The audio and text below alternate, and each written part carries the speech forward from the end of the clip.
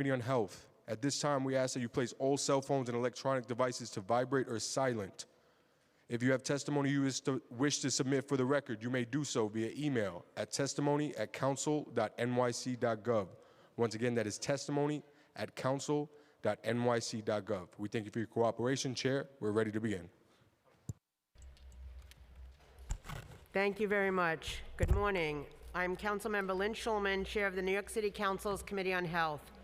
I want to thank all of you for joining us today at today's very important hearing on diabetes in New York City. We are also joined by Council members Narcisse, Barron, and Hudson. Is there anybody virtually or no? And Powers, I'm sorry.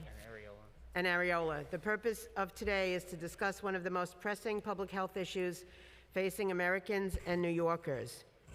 Diabetes is a chronic and deadly disease that has been disproportionately affecting our most vulnerable communities for decades, only to have been exacerbated by the onset of the COVID-19 pandemic. Despite nearly 1 million New Yorkers suffering from diabetes, a statistic that doesn't include the untold number of those with prediabetes and undiagnosed diabetes, this chronic health condition has seemingly faded into the background, but that ends now. At today's hearing, we will hear 3 bills related to diabetes prevention and management, including my bill, which would require DOHMH to develop and implement a plan to reduce the prevalence of type 2 diabetes in New York City. Type 1 and type 2 diabetes are both serious health conditions, but unlike type 1, which is a genetic condition managed by taking insulin, type 2 can be dealt with in various ways, such as medication, exercise, and diet. And although it cannot be cured, there is evidence that in many cases, type 2 diabetes can be prevented and put into remission. This diabetes plan is based on the 90-90-90 strategy developed by the United Nations to tackle the AIDS epidemic. And I'm confident that passing this legislation will be a critical first step in addressing the systematic inequalities in diabetes rates and access to quality care in New York City. The committee will also hear Intro 687, sponsored by Councilmember Powers, which would require chain restaurants in New York City to post a sugar warning icon on the menu next to all items that exceed a certain level of added sugars, as well as Intro 675, sponsored by Councilmember Hudson, which would require DOHMH or another agency designated by the mayor to create a telemedicine accessibility plan to improve the availability of portable monitoring devices and telehealth devices for New Yorkers in need. According to the American Diabetes Association, diabetes kills more Americans every year than AIDS and breast cancer combined. As a recent breast cancer survivor, that statistic truly disturbs me. If recent trends continue, 1 in 3 adults in the United States could have diabetes by the year 2050. As more and more New Yorkers suffer from this chronic condition and its complications, such as heart and kidney disease, vision loss, and limb amputations, it is increasingly clear that the city must take immediate action. One important step we can take is to consider expanding diabetes screening criteria. The United States Preventive Services Task Force recently lowered the recommended starting age for screening from 40 to 35 years in adults who are overweight or obese. But some researchers estimate that by using only these 2 criteria, 53% of high-risk patients are likely to be missed, meaning that more than half of people with prediabetes or diabetes will not be testing based on those guidelines. And those who feel the impact are our most vulnerable groups. But it doesn't have to be that way. Compared to colonoscopy and mammogram, screening for diabetes is inexpensive and confers little risk. Ensuring that New Yorkers have access to quality primary care and adequate diabetes screening methods, such as the hemoglobin A1C test, particularly for populations with a disproportionately high prevalence of diabetes, such as in Black, Hispanic, and American Indian individuals, is necessary to combat this serious medical crisis. As chair of the Health Committee and someone dedicated to increasing access to affordable and quality health care for all New Yorkers, regardless of zip code, I would be remiss if I didn't mention the economic burden of diabetes. To sum it up, it is massive. On average, a person with diabetes has medical costs that are 2.3 times higher than someone without this condition. And those with diabetes incur average medical costs of about $16,750 a year, of which $9,600 is directly attributable to diabetes. When adjusted for inflation, the economic cost of diabetes jumped 26% from 2012 to 2017 due to the rising number of people with diabetes because of increased medical costs. As diabetes is a multidimensional issue, our overall goal for this hearing is to learn how these bills can be helpful in reducing diabetes rates while finding more ways to collaboratively work with DOHMH, the Mayor's Office, and other agencies to tackle this health crisis through an all-encompassing, holistic approach. I want to conclude by thanking DOHMH for being here to testify and answer our questions. I just want to note that the Commissioner rearranged his schedule to be here today because this is how important this issue is to him and his staff. We have him for a limited time, but I just wanted to mention that today. And I want to thank the committee staff for their work on this hearing, committee counsels Chris Pepe and Sarah Sucher, policy analyst Manor Butt, as well as my team, my chief of staff Jonathan Boucher, and legislative director Kevin McAleer. I will now turn the mic over to my colleague, Councilmember Powers, to make a statement on his bill. Councilmember Powers. Thank you. Thank you to our chair, and thank you for having me here today, and welcome everyone here. City Council Member Keith Powers, I want to thank you for the opportunity to speak today about my bill, Intro 687, which we call the Sweet Truth Act, which we're hearing today, and I'm proud to sponsor along with 36 colleagues and in the City Council and 4 borough presidents. We have a tremendous amount of support for this legislation. I'm very proud of it. I want to thank my chair, my colleague and my Health Committee Chair, Lynn Schulman, and I want to thank the Manhattan Borough President, Mark Levine, who have both led the charge to make our city a safer and healthier place. I particularly want to give a shout out to the Borough President for his efforts last term to help start this process and to get us on a path for today's legislation we're hearing. And I also like to thank all the advocates, including the folks from the Center for Science and Public Interest, who have been tireless advocates for this issue. And we're here today, and they're advocating for an important reason, to help New Yorkers make healthier choices. With diabetes and heart disease claiming far too many lives each year, the Sweet Truth Act is a necessary step to inform New Yorkers about the added sugar they are consuming. And it's not, I think, an exaggeration to say that diseases like diabetes are silent killers in our city and throughout our country. I think we all agree often than not when we're ordering food or drinks at restaurants, we're consuming much more sugar than we may realize. Just one beverage can contain more than the recommended amount of added sugar for an entire day, and many times we don't even know what's in it, we don't know how much sugar's in it, and we think we're making healthy choices when in fact we're making unhealthy choices. That is why we need the Sweet Truth. The Sweet Truth Act will make it easier for New Yorkers to make informed decisions by requiring chain restaurants in New York City to post a sugar warning icon on the menu next to all items that exceed 50 grams of added sugar, the FDA recommended daily value. Just as we've been accustomed to seeing calories and other nutritional information when we're ordering food, it can and should become a norm for us to see the level of added sugar we're consuming to better regulate our intake. And I can say for sure, when those calories ended up on the menu, I know I started making different decisions about how I eat and how I make decisions. This issue is more urgent than many of us realize. Consuming high levels of sugar on a regular basis has been proven to have detrimental health effects, leading to type 2 diabetes, heart disease, obesity, tooth decay, and even certain types of cancers. The statistics are grim.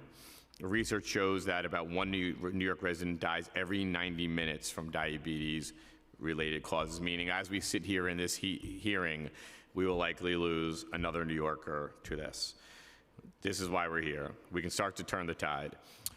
We can show, research also shows food labeling is an effective tool to improving health outcomes, and it's overwhelmingly popular. A 2021 survey conducted by CSPI showed that 78% of New Yorkers support added sugar icons. And again, just to stress this is not about telling you what you can and can't do, it's telling you how to do it and how to make a good decision for yourself. All of us deserve to know what's really in our food so we can keep ourselves and our families healthy, and the Sweet Truth Act is an important step for a healthier New York City. So thank you again to my colleague Chair Schulman for holding this hearing. I want to thank my fellow bill sponsors. I want to thank the committee staff, the advocates. I want to thank Haley, Ben, and my team. And I look forward to hearing testimony today, and of course, hoping to move this legislation forward. Thanks so much. Thank you, Councilmember Powers. I will now turn to committee counsel to administer the oath. Good morning, everyone. My name is Christopher Pepe, counsel for our Health Committee. Please raise your right hand. All right. Do you swear to tell the truth, the whole truth, and nothing but the truth, and to respond honestly to council member questions? You may proceed. Okay. Good morning, Chair Schulman and members of the committee. I'm Dr. Ashwin Vasan, the Commissioner of Health.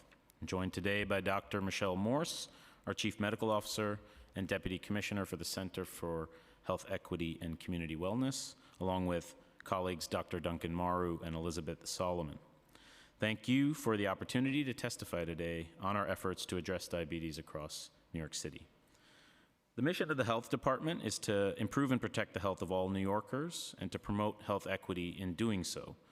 We are slowly leaving behind a time of pandemic emergency that has seen an unprecedented loss of life expectancy and increase in premature death. Citywide life expectancy has dropped by nearly 5 years, from nearly 83 years in 2019 to 78 years in 2020. This drop is even more dramatic for Black and Latino New Yorkers. While COVID-19 has been a major driver of this loss of life, it does not explain the whole picture. Rising rates of chronic disease, the effects of untended chronic illnesses, and the impact of underlying chronic illnesses on COVID-related deaths have taken a major toll. Which is why, as the city enters a new post-COVID or living with COVID era, it's crucial that we highlight our collective work on issues like diabetes and other chronic illnesses that has understandably fallen behind our pandemic-related efforts, but remains a leading cause of death for New Yorkers. Diet-related diseases, including type 2 diabetes and heart disease, are significant health problems in New York City. Between 2002 and 2020, adult prevalence of diabetes in New York City increased by over 50%, with little change in the average level of blood sugar control in the population. Notably, there's a high concentration of adults with A1C levels over 9% in neighborhoods with high poverty and high densities of people of color, such as Flatbush, East Harlem, Washington Heights, Inwood, and the South Bronx. Just for context, a normal A1C is 6 and below. There's no possibility of addressing the overall burden of diabetes and its complications for New Yorkers without combating inequities. Type 2 diabetes is associated with a variety of factors, including social and structural factors like poverty and behavioral factors like smoking, which can cause a 30 to 40% increase in the risk of type 2 diabetes compared to people who do not smoke. Diabetes prevention requires a comprehensive approach, one that acknowledges and works to address the needs of all New Yorkers, but specifically combats structural inequities that explain why Black and Latino New Yorkers face the disproportionate burden of disease, and that shifts food environments and policies to better support healthy choices. In addition, programs that focus resources and reinvestment in spaces, places, and neighborhoods experiencing the unfair impacts of diabetes are crucial. In this effort, we're guided by the 2021 Board of Health resolution declaring racism a public health crisis. Diet-related diseases are of even greater concern given the COVID-19 pandemic. Diet-related health conditions, as has previously been noted, such as diabetes and heart disease, increase the risk of severe illness from COVID-19, demonstrating how chronic illnesses can exacerbate other illnesses and underscores the importance of accessibility of healthy food and built environments. Many New Yorkers, including communities with lower household incomes, especially Black, Latino, and immigrant communities, are disproportionately impacted and burdened by both COVID-19 and chronic diseases such as diabetes.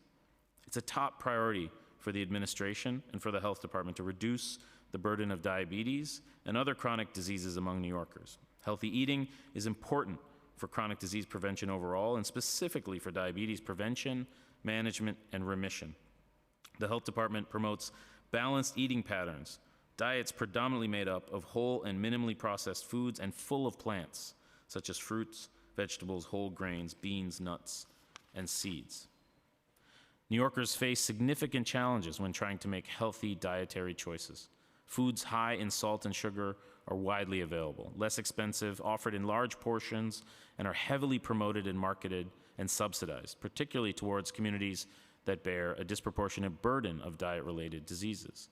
Health department studies have found an increased density of advertisements for unhealthy foods in neighborhoods with higher proportion of Black residents, and street-level sugary drink ads are also disproportionately displayed in specific neighborhoods, especially those with the higher percentages of Black residents. A holistic approach, including addressing the social determinants of health, like income and wealth, is critical to improving inequities in health outcomes. A 2021 USDA study shows cost is the single largest barrier to healthy eating for communities with low incomes. In the face of this landscape, we have many strategies to increase the availability, access, and awareness of healthy food, to promote active living, and to decrease consumption of foods high in salt and sugar. In 2021, we distributed over 1 million Health Bucks coupons worth more than $2 million in fresh fruits and vegetables, helping to put fresh, locally grown produce into the hands of thousands of low-income New Yorkers. We are launching Groceries to Go, which provides eligible participants with credits to spend on groceries through an online platform that links them to hundreds of local grocers. And we plan to provide a 50% discount on fresh fruits and vegetables for all participants to encourage purchases of fresh produce. The Health Department has also produced media campaigns that call attention to the aggressive marketing practices of the food industry, highlighting the importance of family support in making healthy lifestyle changes and calling attention to the harms of sugary drinks and the benefits of choosing fruits and vegetables. To counter the overproliferation of junk food marketing in our neighborhoods, the mayor signed Executive Order 9, which requires that food advertisements on city property, to the extent practicable, feature healthy food, ensuring that city property can no longer be used to advertise unhealthy foods. And coming later this spring, the Health Department will launch a citywide media campaign focused on promoting a plant-forward diet. As the mayor said in last week's State of the City address, quote, "You can't have Whole Foods in Park Slope and junk food in Brownsville," unquote. The department's strategies are aimed at addressing multiple aspects of the food system, from production to consumption, with initiatives that target food ingredients before it gets to grocery store shelves, the healthfulness of food served by city agencies, as well as consumer information, resources, and skills. Our comprehensive approach to diabetes prevention and management also includes targeted programming, surveillance efforts, and health systems improvements. The Health Department works with both clinical and community partners to increase the availability of the National Diabetes Prevention Program in neighborhoods with high rates of obesity and chronic disease in the city.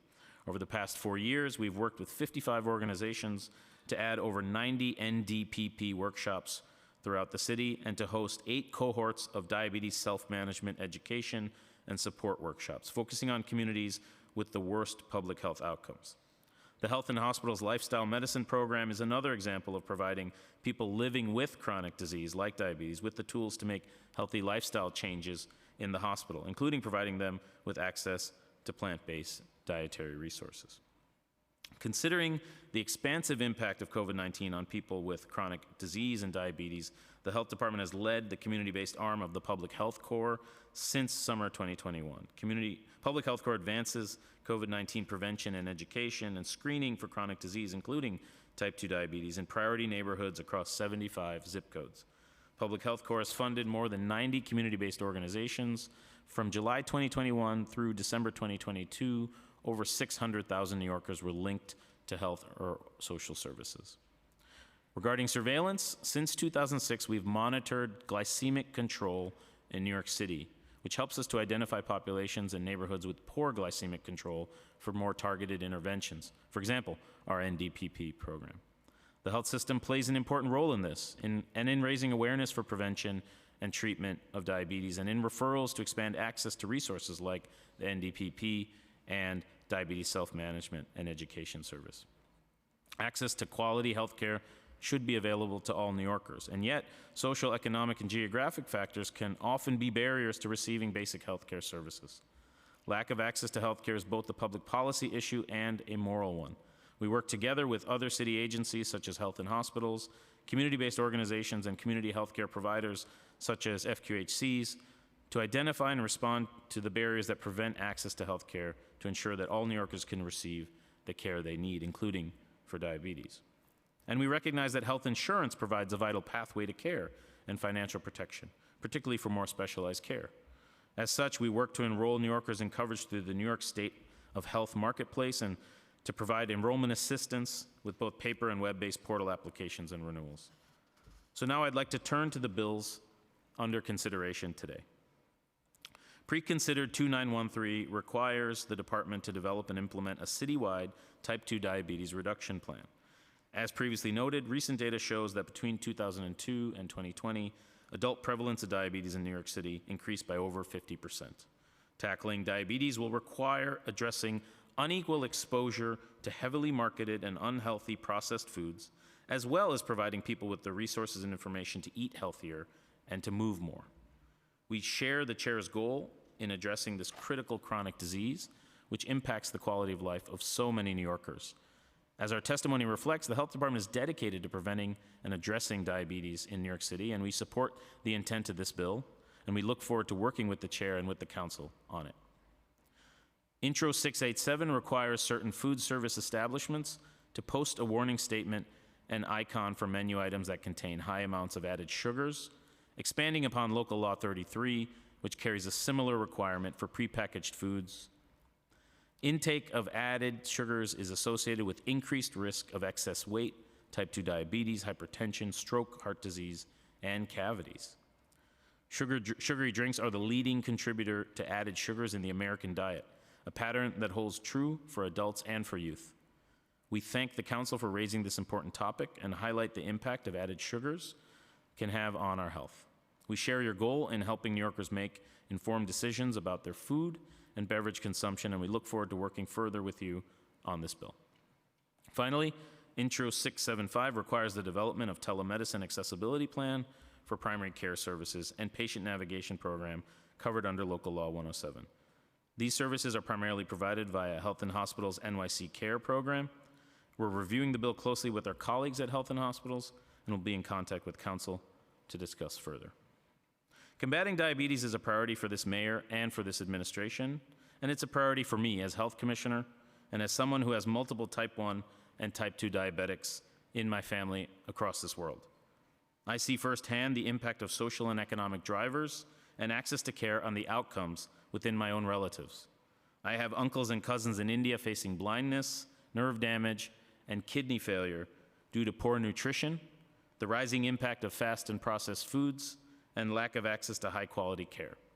While here in the US, I have multiple relatives able to manage their diabetes well because of the same kind of access and supports and systems change that the city promotes. So when we talk about inequities, I see this every day in the people I love the most, and it's my commitment, along with Dr. Morse's and so many others at our agency and beyond, to lead this work to combat the undue burden of diabetes and diet-related illness. So thank you again for the opportunity to testify, and happy to answer your questions. Thank you, Commissioner. I'm going to ask some general questions. Before I do that, I want to acknowledge that we've been joined by Council Members Yeager and Velasquez. So I want to ask you some general questions because I know you have a panel of experts here to answer the specifics. In an ideal world, what do you think DOHMH and the council should be doing to address the rate of diabetes in New York City, and what program or resources are needed? Thank you for the question, and I think it's the right question. You phrased very specifically in your question the rate of diabetes. In order to address the rate of diabetes, we have to focus on prevention. And when we focus on prevention, we have to talk about what is driving New Yorkers towards a path for greater risk of diabetes. And so, which is why it's so encouraging to talk about some of the bills we're discussing today, because the solutions to reducing the rate of diabetes lie mainly in our communities. They lie mainly in our food systems. They lie mainly in our economic systems. And without addressing the underlying structures of racism that drive those systems, we won't have a hope of making a difference. We have to find the right balance between those prevention side, community side, social and economic side, and structural side interventions with all of the, frankly, disproportionate investment that we give to health care. We have more clinics and more hospitals and more doctors and more nurses than almost any place in the country, and yet we have one of the highest rates of diabetes and obesity of any large urban center in the country. And so, you know, I think this is a time coming out of COVID where we're reckoning with public health and where we're reckoning with the role of prevention in our society and our collective responsibilities around that. I would like to see us really have a conversation that takes the spirit of some of these bills around making healthy choices easier, increasing access to fresh and healthy foods, reducing social, economic, and other barriers, cultural barriers to making those foods accessible, and addressing the commercial drivers of unequal access and marketing of unfresh and processed foods, so that we can start to really get to the root of why we have such a high rate of diabetes. The last thing I'll say is this is an American phenomenon. A recent report from an expert panel of diabetes experts and endocrinologists to the Secretary of Health and Human Service was basically quoted saying, the American society is perfectly structured to be diabetogenic, and that there is no intervention medically, clinically, diagnostically that can get us out of that unless we address the social and structural determinants of health. And so I think of that as a call to action for public health and for us collectively to work together on rebalancing that conversation. No, I appreciate that. So my question also is, how do we get to the pre-diabetics? Because once you're diagnosed with diabetes, you have it. I mean, you can't, there's no cure for it. You can help to, to modify and address it. But how do we get to the pre-diabetics? So the diagnosis of prediabetes increases your risk of developing diabetes by about 50%. 1 out of 2 pre-diabetics will eventually go on to develop diabetes. But I do want to dispel a myth that diabetes is not reversible. It is reversible. It is entirely reversible. I mean, we have a mayor who's a testament to that every single day. He's entirely reversed his diabetes through dietary and lifestyle management and is not taking any medications. And so I think your point is an important one. Increased screening for prediabetes is essential, but we have to as well really invest in those cultural, social, and economic interventions. Thank you. How does DOHMH work with H&H to address the diabetes epidemic? Want to take this? Thank you, Chair Schulman, for that question, and good to be with you all this morning. We work quite close. Sure. We work quite closely with health and hospitals in a number of ways. One of the ways in which we collaborate with them is in both understanding and referring patients to the lifestyle medicine program. We also collaborate closely with them about ensuring access to ambulatory care and community-based care, including through their NYC Cares program. And finally, I would say that in collaboration with health and hospitals through the Public Health Corps, again, we make connections between community-based community health workers, which we support through community-based organization grants, and the community health workers that Health and Hospitals has as a part of the Public Health Corps program. So as you so astutely alluded to, this is about prevention, but there are a lot of members of our community who don't have access to the information they need as well to be able to prevent and protect themselves from developing this chronic disease. Thank you. I'm going to actually open it up to my colleagues to ask questions. I'm going to circle back. Thank you. Councilmember Barron? Thank you very much. You know, we live in a colonial capitalist society, a racist society that creates poverty in our neighborhoods. I wanted to know, would you agree with me would be healthier if you would dismantle capitalism? Don't answer that, Mayor Adams will fire you. He'll fire you. On a serious note, in our neighborhoods, in black and brown neighborhoods, that's a cute remark. You know, Whole Foods in one neighborhood and we have fast foods. The reality is Whole Foods are too expensive. And so if you brought Whole Foods to our neighborhood, matter of fact, if you go shopping now and you try to buy fruits, vegetables, one bag, the price is incredibly high. You'll come out cheaper eating your money. So I really think that this part here where you talk about the distribution of over 1 million bucks in worth of, what is that? Okay. Health bucks. You know, there are about roughly 2 million black people in New York City, over 2 million Latino people. That would be like 50 cents per person. We have to increase that kind of commitment if we are going to get to fresh vegetables and fresh fruits. It can't be $2 million. Not out of a $102.7 billion budget. We have to do higher there. So I want to know your response to that. Secondly, when it comes to our communities, universal approaches where everybody is treated the same way, even though our communities suffer higher, is unacceptable and unconscionable. So if we have the highest rates of stuff, I get tired of always hearing studies how bad we're doing. Then when it comes to the resources to address that, they're inadequate, woefully inadequate. Lastly, on a very minute level, they told me, the doctor said, an apple a day keeps the doctor away.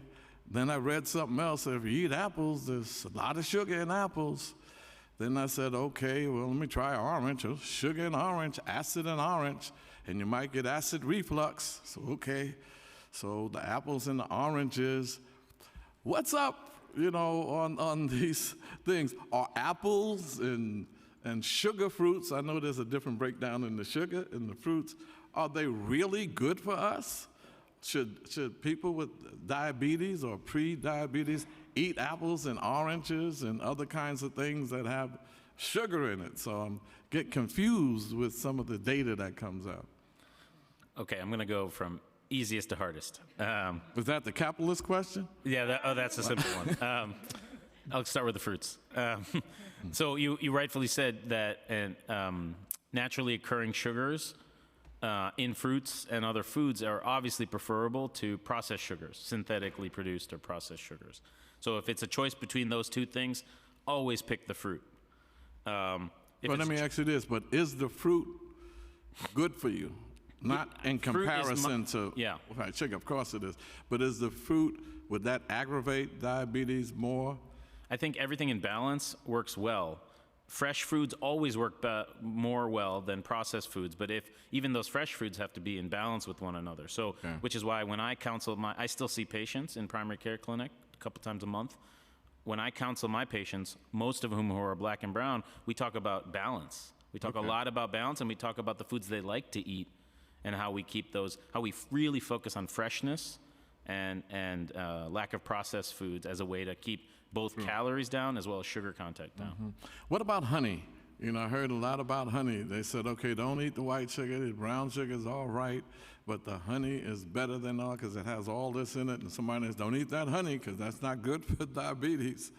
What about honey? Same sort of thing. It's a naturally occurring compound. So, but obviously, if it's the choice between eating a fruit with sugar in it versus pouring honey on something, it's all about balance, right? So when I think of a healthy diet, I think of fresh food first, plant forward.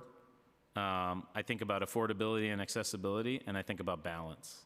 And so those are the kinds of recommendations. Your balance is good, but you just have to know, I understand balance, but I look for the optimum health food. What's the best for us. And in our communities, it's hard to get fresh fruits, clean fruit, all of that stuff that you speak of.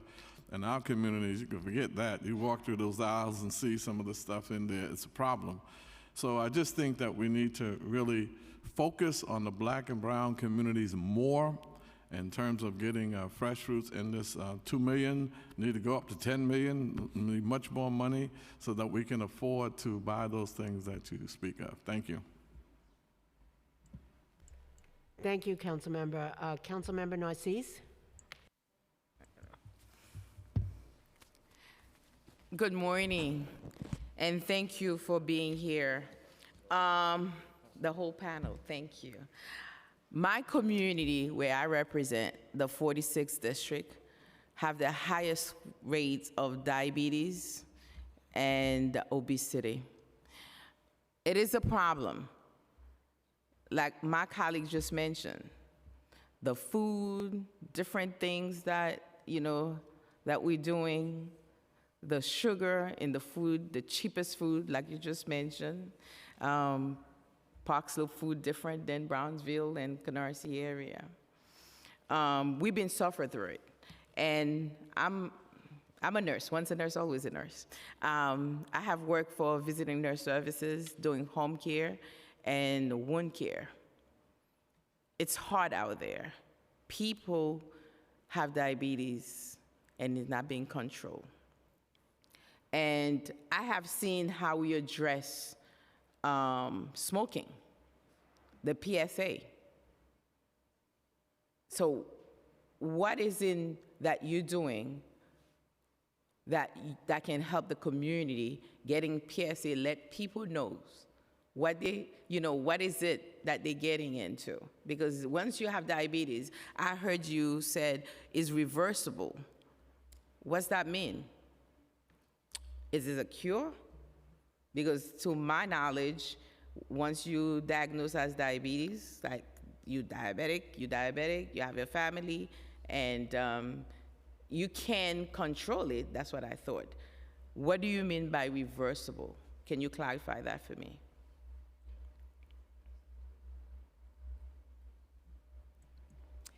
Thank you, Councilmember Narcisse, for the question, and appreciate you elevating. Speak up and bring the microphone closer. Is that better? Yes, a little better. Appreciate the question, particularly you raising the specific rates of diabetes in the community you represent. I will say one of the other areas that we think is incredibly important is not just being able to push messages to communities, but actually having a long-term presence in the communities that we know have suffered both disinvestment, structural racism, and redlining, amongst other things that have led to both lack of access to care as well as worse health outcomes, including for diabetes. And so in the spirit of knowing that part of our responsibility at the health department is to have longitudinal relationships in the communities that we know we need to accompany, one of the ways that we've done that is through investing in action centers in the bureaus of neighborhood health in neighborhoods that have higher rates of cardiovascular disease, diabetes, cancer, and other concerning health outcomes. What we know is that those increased rates of disease are not because of just behavior, and certainly are not because of biology.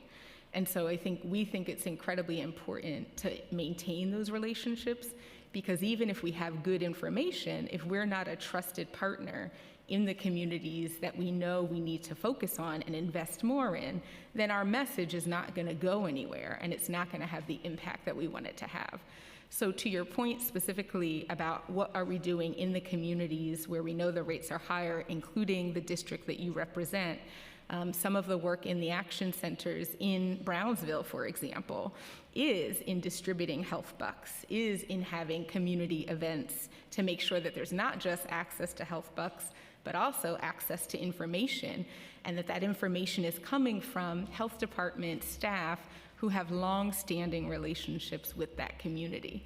It's only a part of the solution, because access to health care remains a major challenge, including access to insurance. And so that's another area that we work specifically on, is enrolling members of the community in health insurance and helping them to navigate the extensive paperwork that can sometimes be a barrier to getting access to something that we consider a human right, which is health insurance and health care. I won't speak specifically to your question that you have for the commissioner, but I will say that those are some of the strategies that we're using to try to ensure that the connection between the information and the resources we have translates into impact in the communities. I still want to know if PSA will be beneficial, just the same approach that we took for smoking. Can we do the same? Would the people benefit? Certainly we're, as I mentioned in my remarks, we're launching a campaign around plant-forward diets and fresh and healthy foods and food access in the coming weeks and months.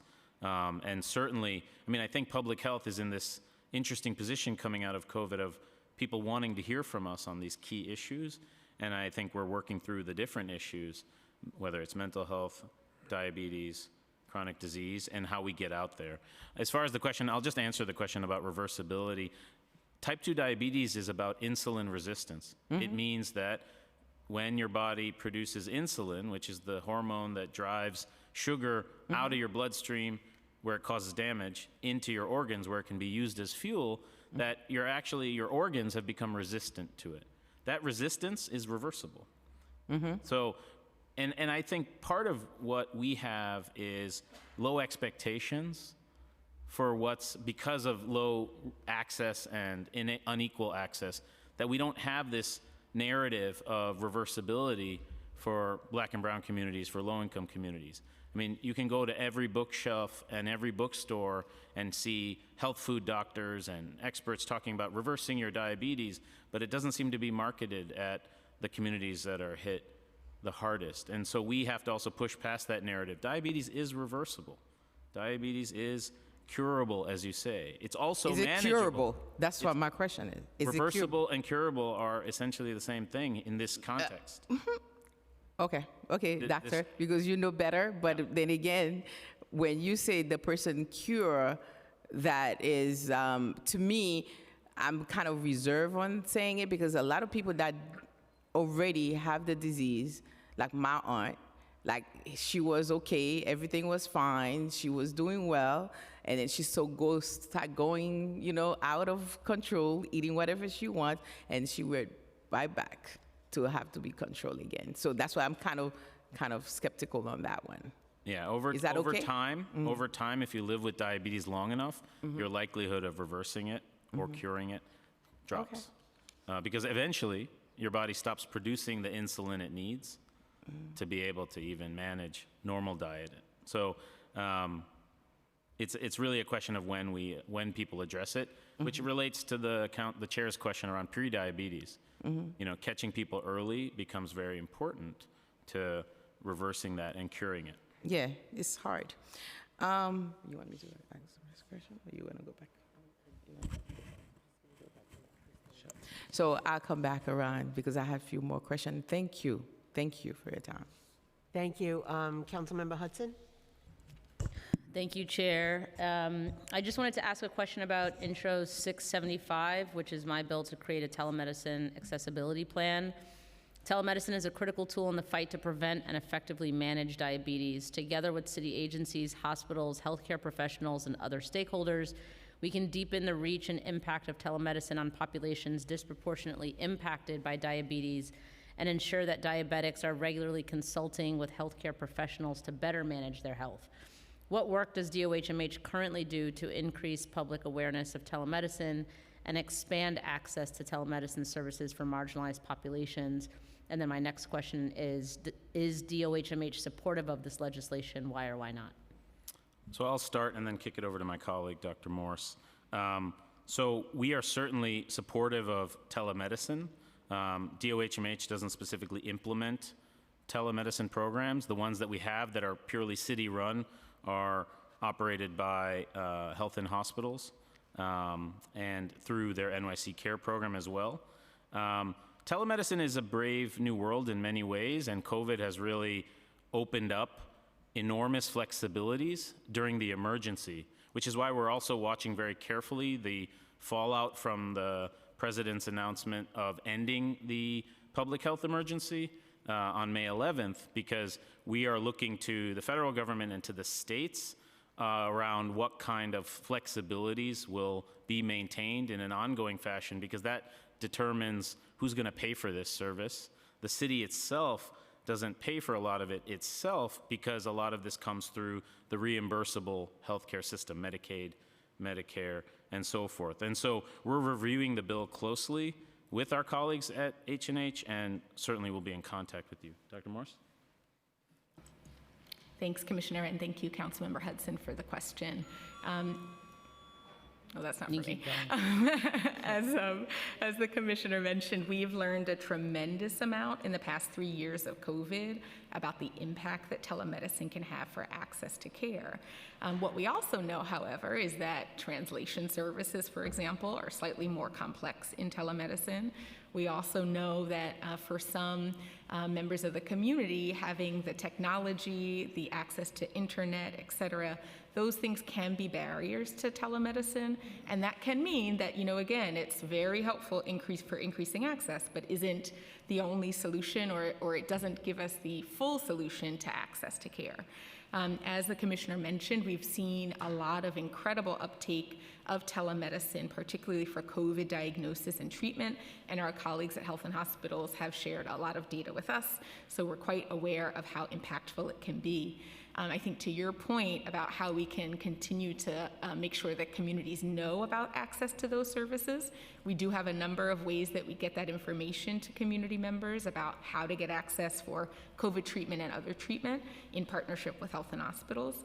But the other thing that I would say is that we are certainly supportive of the intent of the bill, and that we need to continue to review with our colleagues at Health and Hospitals since the implementation side of it is not fully in our scope.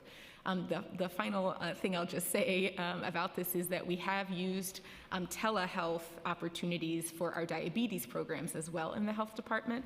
So for example, over the past 3 years during the pandemic, some of our community education and community-based programs around diabetes have been converted to being virtual. And so even though those are not individualized healthcare services, those are group services, group counseling, group education around diabetes. We have found that to be very impactful and have been able to use it quite effectively during the COVID pandemic, specifically for chronic diseases like diabetes. That's great, thank you. And I think, just to be clear, the intent of the bill, I think, is to add another option for people to get access to the care that they need and deserve, but certainly not to make telemedicine the end-all, be-all of accessing healthcare. So thank you both. Councilmember Powers? Thank you, and thank you for your testimony today on the legislation here that I've introduced related to the sugar labeling. I want to just ask a couple questions, but appreciate the support. Just to talk a little bit about the effects and outcomes that you've seen for folks drinking sugary beverages or over-consuming sugar. And can you talk a little bit about what the Department of Health is doing currently to combat that? That's my first question. The second is, I'll just ask them and then you can answer them. The second one is about the legislation we passed last term, which was about prepackaged beverages and foods. This actually was part of that, and it got taken out, but we still have passed a law, Local Law 33 of 2022, which I believe has not gone into effect yet, so I wanted to get an update on what's happening on that front and when that we expect that to go into effect. And then lastly, if this bill was to go against, get signed into law, get passed and get signed into law, are there additional outreach or education you see is needed for folks to help them understand what's the labeling? And lastly, what are the challenges to implementation that you see for it? Okay, a lot of questions, and so I'm going to kick a lot of the answers over to my expert team, but I want to just say broadly, we're extremely supportive of attempts like this to enhance awareness. And as we've learned from, for example, the experience with calorie labeling or attempts under prior administrations to enhance salt warning labels, there's a lot of education and support and dissemination and work with small business and restaurant owners. And then there's also an enforcement apparatus around it too, in the event that there are both carrots and sticks associated with it. And so we're thinking about all of this in light of your proposed bill, and so eager to talk that through with your team and with others. But I'll kick it over to Dr. Morrison and the team for more details. Thank you, Commissioner, and thank you, Council Member, for the questions. I'll start with a few responses as well, and then I'm also going to pass to my colleague, Liz Solomon. The first thing that I would reflect on in response to your questions is that the prevalence of overweight and diabetes in New York City is about half of adult New Yorkers are either overweight or obese, and that is extremely concerning, and that number has gone up significantly to almost 60% in most recent years. We know that sugar-sweetened beverages are a massive contributor to those rates of overweight and obesity. So again, we're in full support of your bill, and we understand the intent is really, again, to increase awareness about the potential negative health impacts. So that's incredibly important. We also, as you know, do the food standards in partnership with multiple other agencies across the city.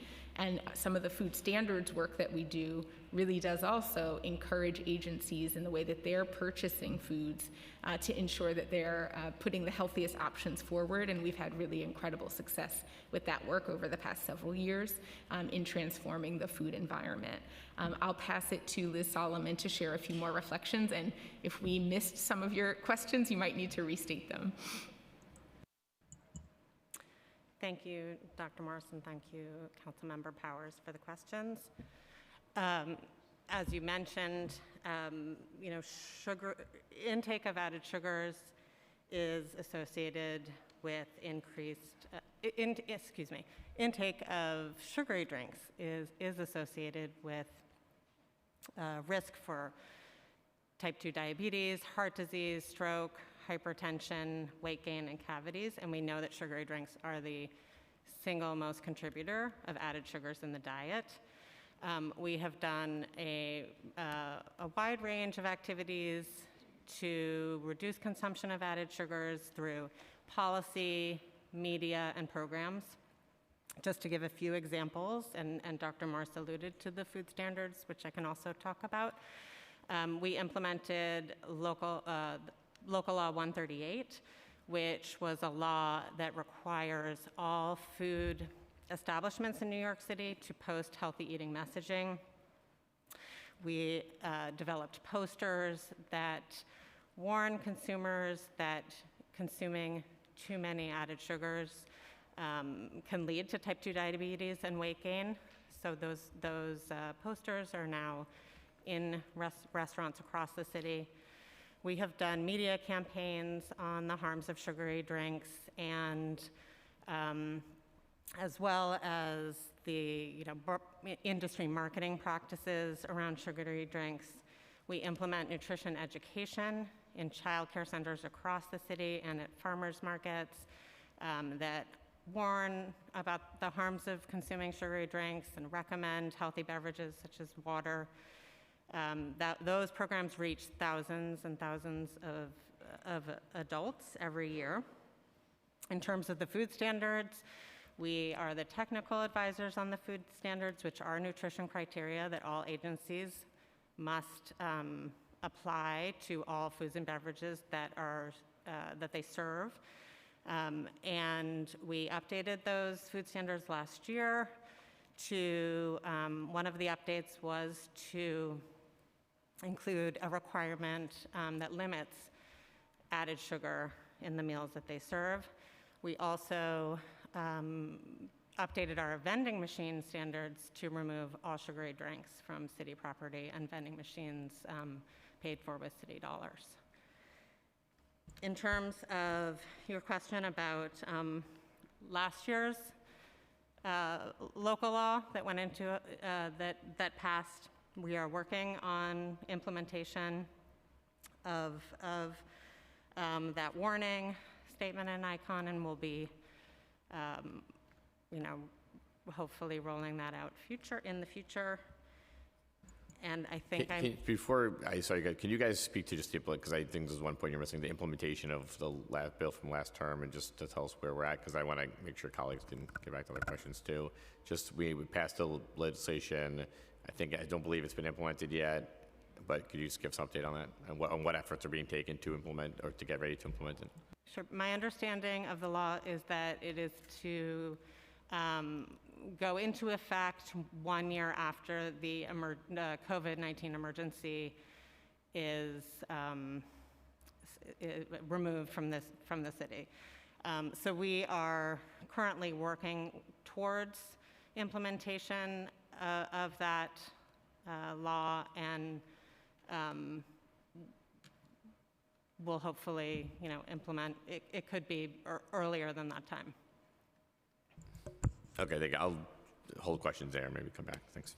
I just want to turn it over to Councilmember Narcisse to ask a few more questions, and then I'm going to ask a few myself. Thank you for the opportunity. You agree that we have a lot of structural issues in our community. We don't have no good supermarket, no Whole Food, no, access to health care, transportation, like myself in the 46th district, the Canarsie area, we don't have transportation access. We don't have no healthcare center. We don't have any hospitals. We don't have no Whole Food. I have to be on the streets every Monday trying to do the best I can as a city council member, trying to get partners to help me out so I can bring some produce to my community. So now, what is your recommendation that we can do with all those structural issues to bring ourselves in a more positive place when it comes to health? It's a big question. Health but is wealth, right? Health is wealth. I totally agree. It's a big question, but I think it is a critical question for the future. As I think about what I've tried to do since I've become commissioner in this coming out of COVID era, it's thinking a lot about what is the role of public health vis-a-vis other agencies, vis-a-vis healthcare, which during COVID was a real challenge. It was a lot of it became so scrambled because it was an emergency, and we were all pushing and fighting towards a singular goal, fighting this disease, which has taken so many, more than 1 million New Yorkers. More than 50,000 New Yorkers. And, you know, I think more than 1 million Americans. I think it's essential in this next era of public health to really talk about public health, not only in the role of the services we deliver and the programs we build in community, but what is our role as the health strategist for the city in bringing together the parts of healthcare, of transportation, of buildings and housing, of economic development, public-private partnerships to advance a health agenda? And how do we set goals that help organize us in this effort? And diabetes, gun violence, mental health, birth inequities, and maternal health, these are among the priorities that we are seeing as top of mind in this this living with COVID area, in addition to continuing fighting the burden of COVID and respiratory illnesses. So this is a whole of government approach. Public health is a whole of government field. It's not run by one agency, but we're very proud to lead this administration along with the mayor as a public health administration. Part of the reason I'm here and honored to serve in this role is because when I spoke to the mayor about the job, he talked very eloquently about investing upstream, and that, as well as thinking downstream in terms of intervention, prevention and intervention. That's the nuts and bolts of public health, really balancing social, economic, structural, and commercial drivers of health with what are the care side interventions, the things we can build, the doctors we can hire, the nurses we can hire, the people who are there in our times of need. But how do we prevent more people from, as the mayor says, falling in the river in the first place, quoting Desmond Tutu? And that's where the work of public health has to be an organizing tool as much as an agency in and of itself. And that's the future that I hope for. One more question. What's your partnership with DOE? Because I do believe if we want to change the next generation, we have to invest in the young folks before they become too obese and with diabetes, and it's already too late for us. So what's your partnership in terms of the eating habit of our children in the school system? Is it a tight one that we can address diabetes from early on to show the children, the young folks, how to eat properly, and tomorrow we don't end up with older adults with diabetes and all hypertension, heart disease, and all of that. And talking, I know you're gonna hold that one. In terms of inequities, we're talking about New York City. Now, I just spoke about my district, which for me, being the chair on hospital committee here, so I had to visit all over. So it's not only my district. It's a lot of districts around New York City where Black and brown folks are living, and it's hard. And it is hard. We're gonna do penny wise, dollar foolish if we do not invest in this line. We can talk all we want, but we're not gonna reach where we wanna go if we don't make a good, fair investment in those communities when it comes to healthcare. And when I say health is wealth, and I mean it, because if somebody is sick mentally, physically, they cannot do anything. And they cannot, you can talk all you want about good eating habit, you can tell people what to eat, but if they don't have it, they don't have access to it, it's not gonna happen. So thank you, you can answer my 2 questions. Thanks. Okay, so as far as the partnership, thank you for the questions. As far as the partnership with DOE, we're incredibly proud of the work of the Office of School Health, which is a longstanding jointly run office between DOE and DOHMH to plan a whole range of health programming in schools. And it was a critical office during COVID as we planned how to keep our schools open. So very proud of our partnership with DOE. I have a really great relationship with the chancellor, and he shares this commitment as well as the mayor. We've talked a lot about how to support our school-based clinics, school-based health centers, and how do we bring more prevention programming in, how do we bring more family-based counseling and programming in. So very excited about this work and couldn't agree with you more. Rates of childhood obesity are increasing in this city, and we need to get the problem at its root. As far as the second part of your question about investment, you know, I'm very proud of what this city did during COVID to, despite the challenges initially, to identify the neighborhoods that were facing the disproportionate impact of COVID. And what did that leave us with? It left us with the frame, the TREE neighborhoods framework, which we're currently reassessing and updating now, a frame to guide future investment. So when we talk about your question, or even Councilmember Barron's question about which communities get the investment and which communities are, benefiting, and where we have to talk about really leaning into frameworks like TREE to guide investment, to guide programming, and to make up for historic disinvestment through proportional overinvestment. It's not overinvestment relative to the problem, but it's overinvestment relative to history.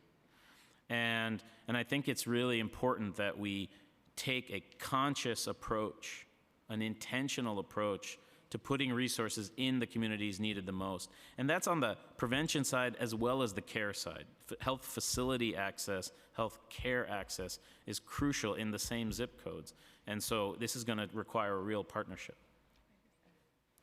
I just wanted to add 2 brief points to what the commissioner shared, which I absolutely agree with. The 2 additional reflections, just to get a few more examples from your question, Councilmember Narcisse. The first is in partnership with DOE. We do work with them very closely, in particular on the food standards. They have been incredible partners.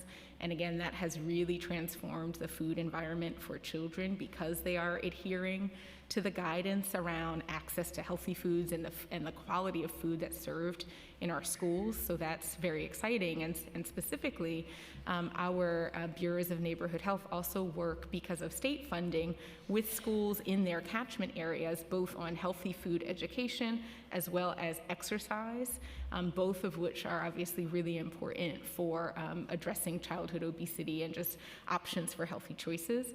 And then the second thing I did want to just mention is around how we work with local businesses to also address the food environment.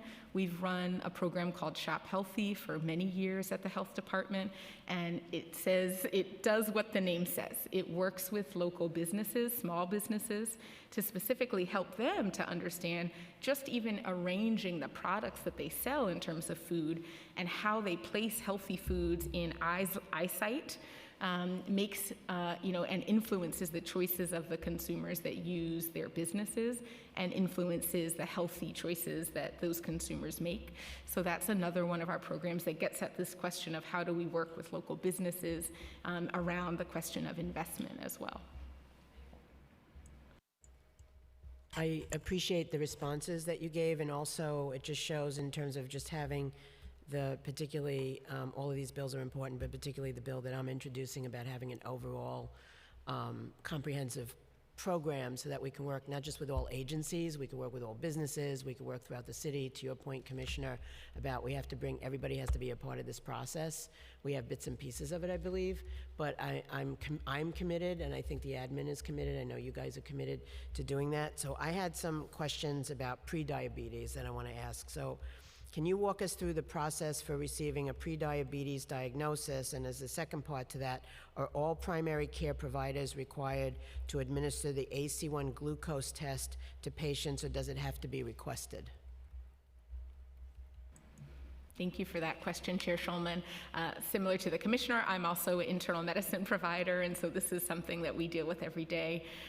It is unfortunately more complex than it should be, but in terms of your question about prediabetes specifically, for someone who does have access to care and is seeing a primary care provider, that primary care provider's job is to assess the risk factors that person has for diabetes and decide if they should be screened for diabetes. Some of the risk factors that we know of are age, certainly older age. Obesity is obviously also a risk factor. Smoking is a risk factor. There are a number of others as well. And so the primary care provider's job is to really do the holistic assessment of those risks and decide, is it the right time to screen for diabetes? It's not necessarily that it's required, but professional societies that do guide, the work and standards that physicians and clinicians use do clearly state what the risk factors are and what the guidance is on when to screen for diabetes. There was a second part to your question, and I think I might have. Oh, no, are all primary care providers required to give that? So here's my question. So when I go to the doctor, they always ask me if I want an HIV test. So why can't we ask people if they want? I mean, it's not that invasive if we want to ask them if they want to have a pre-diabetes. Thank you for that question. And you're right, there is a lot of great work that's happening around offering HIV testing. It helps to decrease stigma. It's something that, of course, the state and the country and the world have worked on for decades. It's very good practice. For diabetes screening, it's in many ways similar, actually, in that the provider should be offering it when the risk factors are present. However, we don't want to over-test either because of the resources that are used for testing. It's really about tailoring the testing to the specific individual person and patient that's in front of you. And so it's not necessarily that it should be universally offered, but it should certainly be offered for individuals who have the risk factors. And that's, again, following the guidance of professional societies. I mean, maybe we should consider it because, in the United States, we have more people who are diabetic and pre-diabetic than anywhere else in the world. So I also want to ask, for those who are pre-diabetic, what steps are primary care providers and physicians required to take to help the patient decrease their risk? And what kind of follow-up is done? Thank you for that question. This is another example, again, of the fact that there is good guidance for primary care providers, but it's not necessarily a requirement. And part of the reason I think that that's important is because each individual patient is unique and has a different set of both risk factors, opportunities for improving their health, and at the same time, they also have a series of constraints. And this is what Councilmember Narcisse was mentioning. We can't offer, for example, or suggest or recommend that someone do 40 minutes a day of exercise if they are living in an environment where they don't feel safe going outside to do that exercise. So we really do have to tailor the guidance to the individual patient in front of us, while at the same time, we're pushing, as the Commissioner stated, to change the environment and change the systems and work further upstream. So some of the things that a primary care provider would do in an encounter like that is counsel the patient about opportunities for exercise, counsel the patient about healthy eating and healthy eating options, and certainly also, if they qualify, and I can pass it to the Commissioner or to Dr. Duncan Maru about 2 of the diabetes prevention and management programs that we run. If the patient qualifies for those programs, that's an even more structured program to ensure counseling, prevention, access to resources to ensure that the patient has the information and the access that they need to protect themselves. Oh, I thought you... Well, no, I wanted to just also really highlight the work that the administration has done on lifestyle medicine. I think when you use the word lifestyle, it has the connotation of being unequal. But I think we have a lot to be proud of in terms of starting our lifestyle medicine work in the administration at a public hospital system at Bellevue, to make it accessible to low-income people and not to keep it the province of the wealthy and the well-heeled. Now, what's clear is that the suite of services that come with lifestyle medicine, we need to find sustainable ways to pay for those, because we know that individualized coaching, nutrition planning, and food planning, along with lifestyle planning around exercise and planning for those constraints, right? It's one thing to note the constraints of the environment where someone can live. It's another thing to really help them plan around those constraints. And the average primary care clinician doesn't have the time or the resources or the support to do that in the context of the way care is delivered. Lifestyle medicine is an important intervention to offer those services as a suite. Now, we need to make sure that that's equitably accessed, available in the communities that need it the most, and sustainably financed. And that's why we're encouraged, certainly, by the agreement we announced, I guess, a couple of months ago with 48 healthcare institutions across the city and the American College of Lifestyle Medicine to really explore training of providers. But we're going to have to match that with how are our insurance companies, how are our provider systems, how is the Center for Medicare and Medicaid Services going to sustainably finance lifestyle medicine going forward? That's the future. No, thank you. Is there a disparity in prediabetes diagnoses between men and women? And if so, why? Thank you for that question, Chair Schulman. I'm going to pass the mic to Dr. Duncan Maru, who's the Assistant Commissioner for the Bureau of Equitable Health Systems at the Health Department.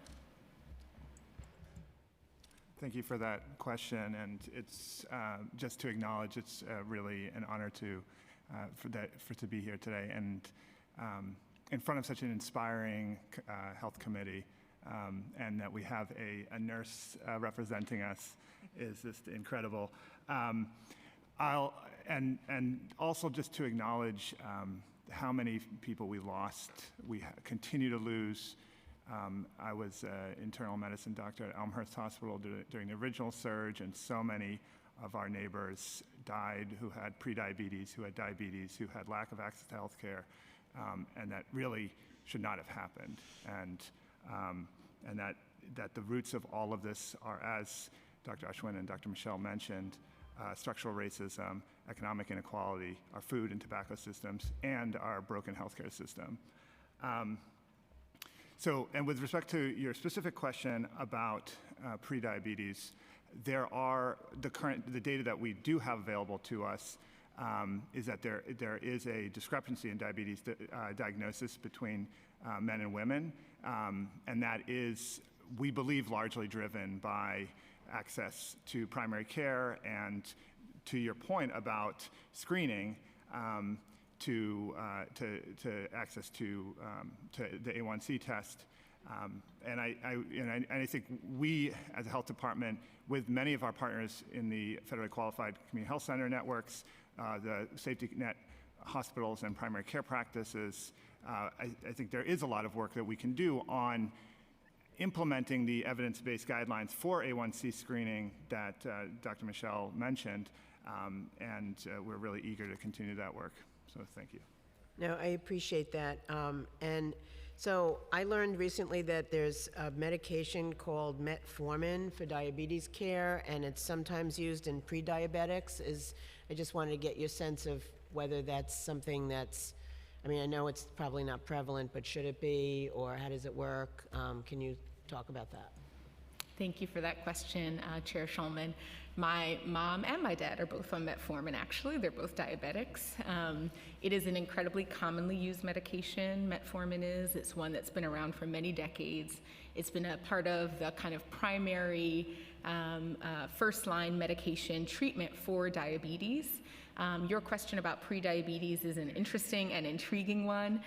And again, I think we have to come back to the answer that each individual patient is unique and may or may not benefit from a medication. And so often the best kind of way that we manage that, the question of is this medication appropriate or is it a good medication, it depends a little bit on that patient's particular comorbidities? Do they also have, for example, cardiovascular disease? Do they also have kidney issues, et cetera? So there are a number of considerations that a provider might go through when they're trying to decide if a patient who's diabetic or even pre-diabetic would benefit from a medication like metformin. And again, we look to our professional societies for guidance. And as you mentioned in your testimony, in your opening remarks, the USPSTF as well for guidance on when and where to use medications like metformin. I appreciate that. Just going back to the men and women, and I know we talked about systemic racism, but there's also an issue in terms of men and women, and you talked about what the provider discusses with the patient and their overall condition and everything else, but women tend to be,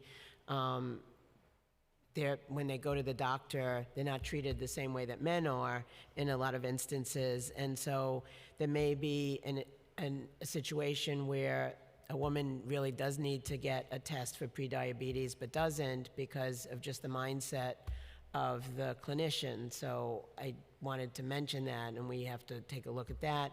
And also, I don't know if there's any work that anyone is doing with the medical schools, but that's another place to have this conversation around diabetes as well. Thank you for that, Chair Schulman. And as a Black woman physician myself, I see this as a massive challenge. I would also agree with you that there's extensive literature showing that women are not heard in the same way that men are when they have encounters with physicians and other providers. It is a massive, massive challenge, and we have a lot more work to do to get our providers and clinicians to understand that they're not practicing in a bubble, that they are subject to the same biases that we see across our whole society, and that we have to be much more actively involved in helping them to understand both that self-awareness as well as implicit bias that comes in when it comes to race, gender, ethnicity, and so many other areas. And to your point about how we might work best with medical schools in particular, as well as nursing schools, I suspect Councilmember Narcisse would agree that we need to work across all the professional schools in this space. One of the things that we've done at the health department is we launched a coalition to end racism in clinical algorithms. And one of the areas that we're working specifically on this year is collaborating with and partnering with the health professional schools so that they understand how the history of misogyny, patriarchy, and racism influence the way that we practice, and then how we interrupt that and change that, whether it's curriculum change or more individualized programs. But those are incredibly important issues, and they don't change quickly. No, thank you. Individuals, by the way, I just want to mention that we were joined by Councilmember Feliz. Individuals over the age of 45 make up over 80% of the total adults diagnosed with diabetes. What are some steps we're taking to care for our aging population, which is, as we know, is continuing to age, to increase? Thank you for that question. I'm actually going to pass that one also to Dr. Duncan Maru, whose team is working on a number of issues around healthy aging. Thank you again for that question. And also just to recognize, I really do appreciate the sort of creativity and incisiveness with which you are asking these questions. And with respect to what Dr. Michelle was mentioning on training and re-educating doctors in particular, we carry all of these biases around race, around gender, around class, around place of origin, and it really harms people. And I do think that this is an area of provider education that the Department of Health can continue to work on. And it's clear that I think we all carry many of the advocates that we work with in the diabetes space have gained experience in the HIV space, and I think the prayer that I will offer to many of the doctors that I train with, that if you want to save lives, really listen to people who are fighting for their lives, and really deeply listen to them and consider them in all of the work you do as a clinician and in programming. With respect to aging, we as a department are really grateful and active participants in the New York City's Cabinet on Aging. and bringing that health in all policies perspective and in additional that perspective around the intersectionalities between ageism and structural racism. We are working to release an epi-brief on ageism in particular in the coming weeks to months that I do think speaks to this question. And then finally, continuing to, related to telehealth as well, really thinking about how does as we emerge from the public health emergency, as we emerge from all of these sort of new initiatives through executive orders that have been placed, how do we address access in the home, in the community, in primary care settings, in other facility settings, that is age-friendly, that is person-friendly, that really addresses these the intersectional sort of marginalized identities that you have called out and your committee continues to work on. Oh, thank you. So in December 2021 annual diabetes report to the City Council, DOHMH discussed 5 recommendations for addressing diabetes-related health problems in New York City. Can you discuss any progress the agency has made toward furthering the goals related to place-based investments, food justice, the National Diabetes Prevention Program, and the Diabetes Self-Management Education and Support Program? Yes, absolutely. Thank you for that question again, Chair Schulman. We do see the work in this space to both prevent and manage diabetes as multidisciplinary, cross-sectoral, and really needs to have so many different agencies at the table. We have done some serious work in the areas that you mentioned. I'll start with the National Diabetes Prevention Program, where we've engaged over 50 clinical entities and trained more than 260 coaches in that program. We're excited about the progress, but again, we know that we need more of that kind of work and action. We've also continued to do the work of transforming the food environment through programs like Health Bucks, like the food standards, like our Shop Healthy program, and know that we need to continue that work as well. And then specifically going a bit further upstream, we know that the racial wealth gap is one of the things that influences health. Most of our public health data looks at income or socioeconomic status. None of it currently looks at wealth and how wealth influences health. There's a difference between income and wealth, obviously. Wealth is assets minus debt. Income is income.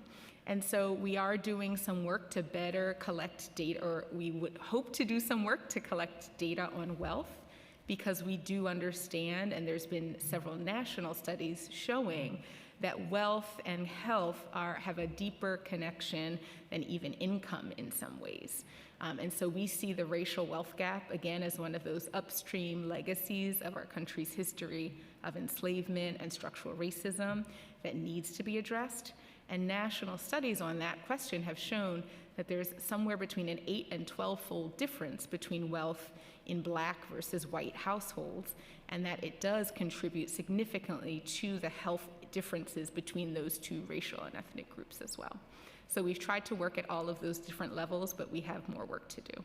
Okay. Has DOHMH engaged with New York State Medicaid to support the inclusion of the Self-Management Resource Center Diabetes Self-Management Program as an in lieu of service benefit? Thank you for that question. That's a very good question. We can follow up with you separately on details on the work that we've done specifically with the Medicaid program, but we remain very engaged and interested in ensuring that Medicaid covers services that address the needs of the most impoverished New Yorkers, specifically diabetes being one of those chronic diseases. And I also want to mention that the council should be a resource too to help with the federal and the state government on different issues around this and other health matters. To the point that was made by my colleague, Councilmember Narcisse, do you know how many children in the public school system are screened regularly for diabetes and prediabetes? Thank you for that question. We don't have the specific number at the moment, but we can follow up with you, Chair Schulman, with some responses to that specific question. Yeah. I know. Do you give out free glucose monitors? Thank you for that question. Glucose monitors are unfortunately priced at a level that is not accessible to many New Yorkers, especially those who don't have health insurance, unfortunately. And we do acknowledge that it's one of the critical areas, essentially, that allows patients to both understand where their diabetes control is and then helps them to intervene and manage their blood glucose levels. At this time, we don't offer free glucose monitors at the health department. However, many of our hospital and healthcare partners do offer glucose monitors, but we're certainly open to doing more of that kind of work. No, I think that would be important, and there's so many inventions and new devices and things that are not as invasive as they used to be, and so I think that's important for people. Like I have a blood pressure machine at home, so I mean I think that that's important. So that's something that we should definitely take a look at. That's pretty much my questions, because I don't want to belabor, and I really appreciate you coming out, and we're going to have more discussions about this, and have meetings about it, but I just want to say we really want to work hand in hand with you, and I appreciate you coming here, particularly you, Commissioner, because I know that this was something that you changed your schedule around for, and but we want to work collaboratively with you, and if we can help with resources, I mean, I know that, that's not always something that can be done, but we want to do that, so we want to put that out there. Thank you so much for the leadership and the partnership on this. Thank you. All right, thank you. That concludes testimony from the administration, and we're now going to move on to testimony from Bronx Borough President Vanessa Gibson, who will be on Zoom. Thank you so much. Good afternoon, everyone. Good afternoon, Chair Schulman and the members of the New York City Council Committee on Health. I am Bronx Borough President Vanessa L. Gibson, former member of the body. Thank you for convening today's very important hearing on a very important issue, diabetes across our city. Thank you for the opportunity to speak on how we can collectively formulate a plan to address this public health crisis. The Bronx is the epicenter of this epidemic, with some of the highest rates of diabetes across our city. In Bronx neighborhoods such as Mott Haven, Hunts Point, Tremont, and Morrisania, more than 20% of the population has been diagnosed with diabetes. And that number does not account for many individuals who are unaware that they are living with this condition. Diabetes is a diet-related disease. Research shows that food insecurity is higher among people with diabetes, and that the limited availability of healthy food affects long-term diabetes management. Diabetes disproportionately affects New Yorkers of color, low-income communities that lack access to quality health care. People afflicted with diabetes often have additional underlying health conditions, many of you know, such as hypertension, obesity, and heart disease. These chronic health conditions put so many of our residents at high risk and significantly diminish their quality of life. Food insecurity has also been a long-standing challenge for many Bronxites and New Yorkers, and the situation was certainly exacerbated during the COVID-19 pandemic. Due to the economic downturn, shortages of goods, and soaring prices, the lack of access to healthy food has only gotten worse. However, fast food chains remain readily available. My office regularly meets with Bronx Health Reach advocates, health food providers regarding nutrition and food access initiatives in our borough. Our goal is to simply apply an evidence-based approach to understand the food landscape for us in the Bronx and high needs neighborhoods requiring more education and intervention. My office is mapping community gardens, healthy food access points across our borough to share with fellow residents. We look forward to establishing hyper-local fresh food connections, helping small food retailers sell healthy options, and expanding food security and nutrition research. Health outcome data on diabetes surveillance was missing in the 2021-22 Robert Wood Johnson County Health Rankings, an indicator of pandemic-related constraints. The DOHMH and the State Department of Health funding projections for FY23 lack any funding allocation for surveillance of diabetes, hypertension, and other preventable chronic illnesses. This year, my colleagues, public health leaders must refocus and recommit efforts on the prevention and the effective management of diabetes, the most pervasive chronic illness and challenge for many of our communities. As outlined in my recent strategic policy statement that was issued in September, my team is preparing to launch a borough-wide diabetes task force, coalition of Bronx stakeholders, experts, CBOs, social service agencies, and healthcare providers and insurance providers. Collectively, this task force will drive the change with a Bronx plan, intentional by developing strategies for improved nutrition education, outreach, funding, diabetes screening, and culturally competent care to improve long-term health. Healthy living truly starts with healthy choices. Yes, health is wealth and wealth is health. And that begins with New Yorkers understanding what they are consuming. This afternoon, I am proud to join with all of my colleagues in the City Council in support of Intro 687 on today's agenda, which will require chain restaurants to post labels when a food item has a high sugar content. We must empower our residents and families to make the food choices that are best for themselves and their families. And this can only be done by letting them know what is in the food that they consume.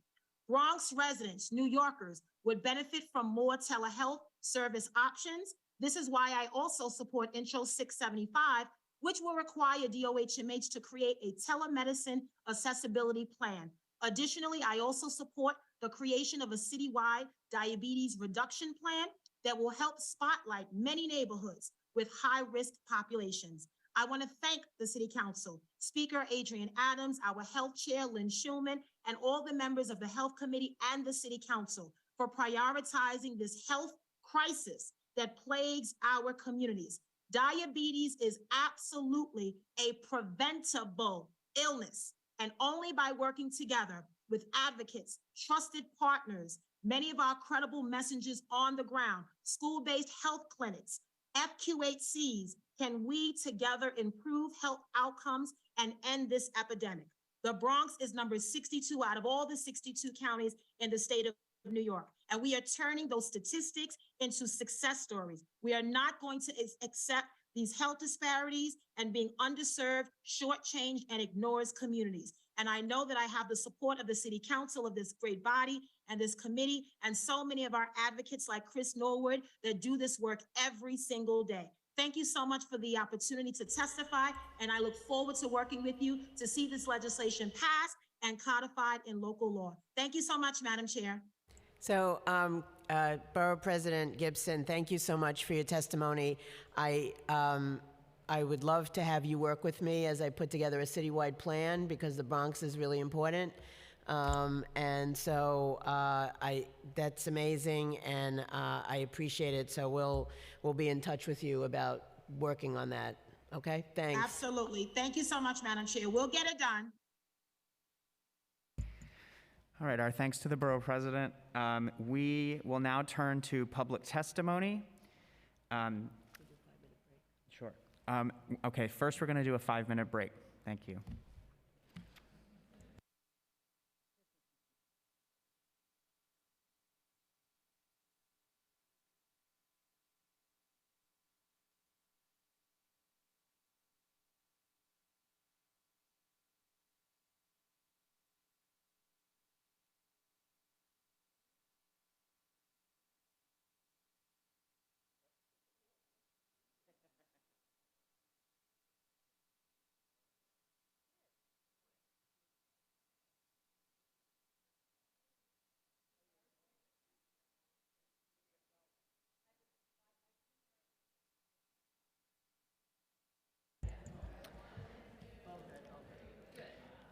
Just a note to folks during the break that if you haven't filled out a witness slip and you would like to speak in person, please fill out a slip.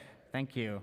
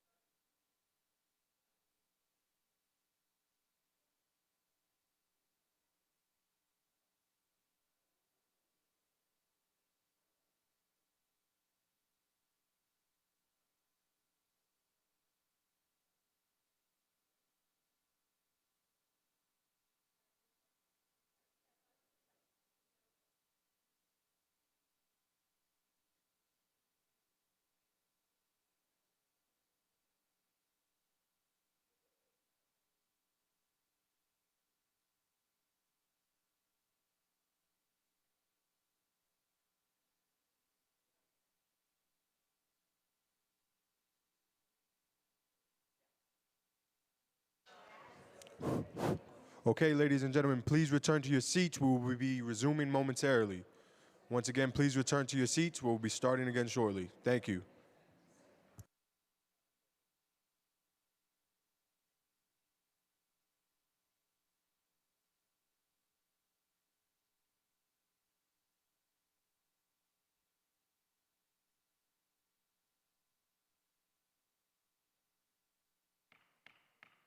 Okay, we're restarting. We have a lot of people testifying today, both in person and on Zoom. We're giving everybody 2 minutes. Please summarize your testimony. If it's longer than that and you can submit it, it's all going to be put into the record. So I appreciate everybody's cooperation so we can get to everybody today. Thank you. All right, so we will now turn to public testimony. So yes, again, each panelist will be given 2 minutes to speak. For panelists testifying in person, please come to the dais as your name is called and wait for your turn to speak. Those testifying in person must fill out an appearance card prior to testifying. For panelists who are testifying remotely, once your name is called, a member of our staff will unmute you and the Sergeant at Arms will give you the go-ahead to begin. Please wait for the Sergeant to announce that you may begin before delivering your testimony. And one final note, if you're submitting written testimony, you can do so up to 72 hours after the hearing. So moving on to our first in-person panel, we'll have Dr. Ileana Vargas, Pasquale Ramo, Aman Ferris, and Chef Geneva Wilson.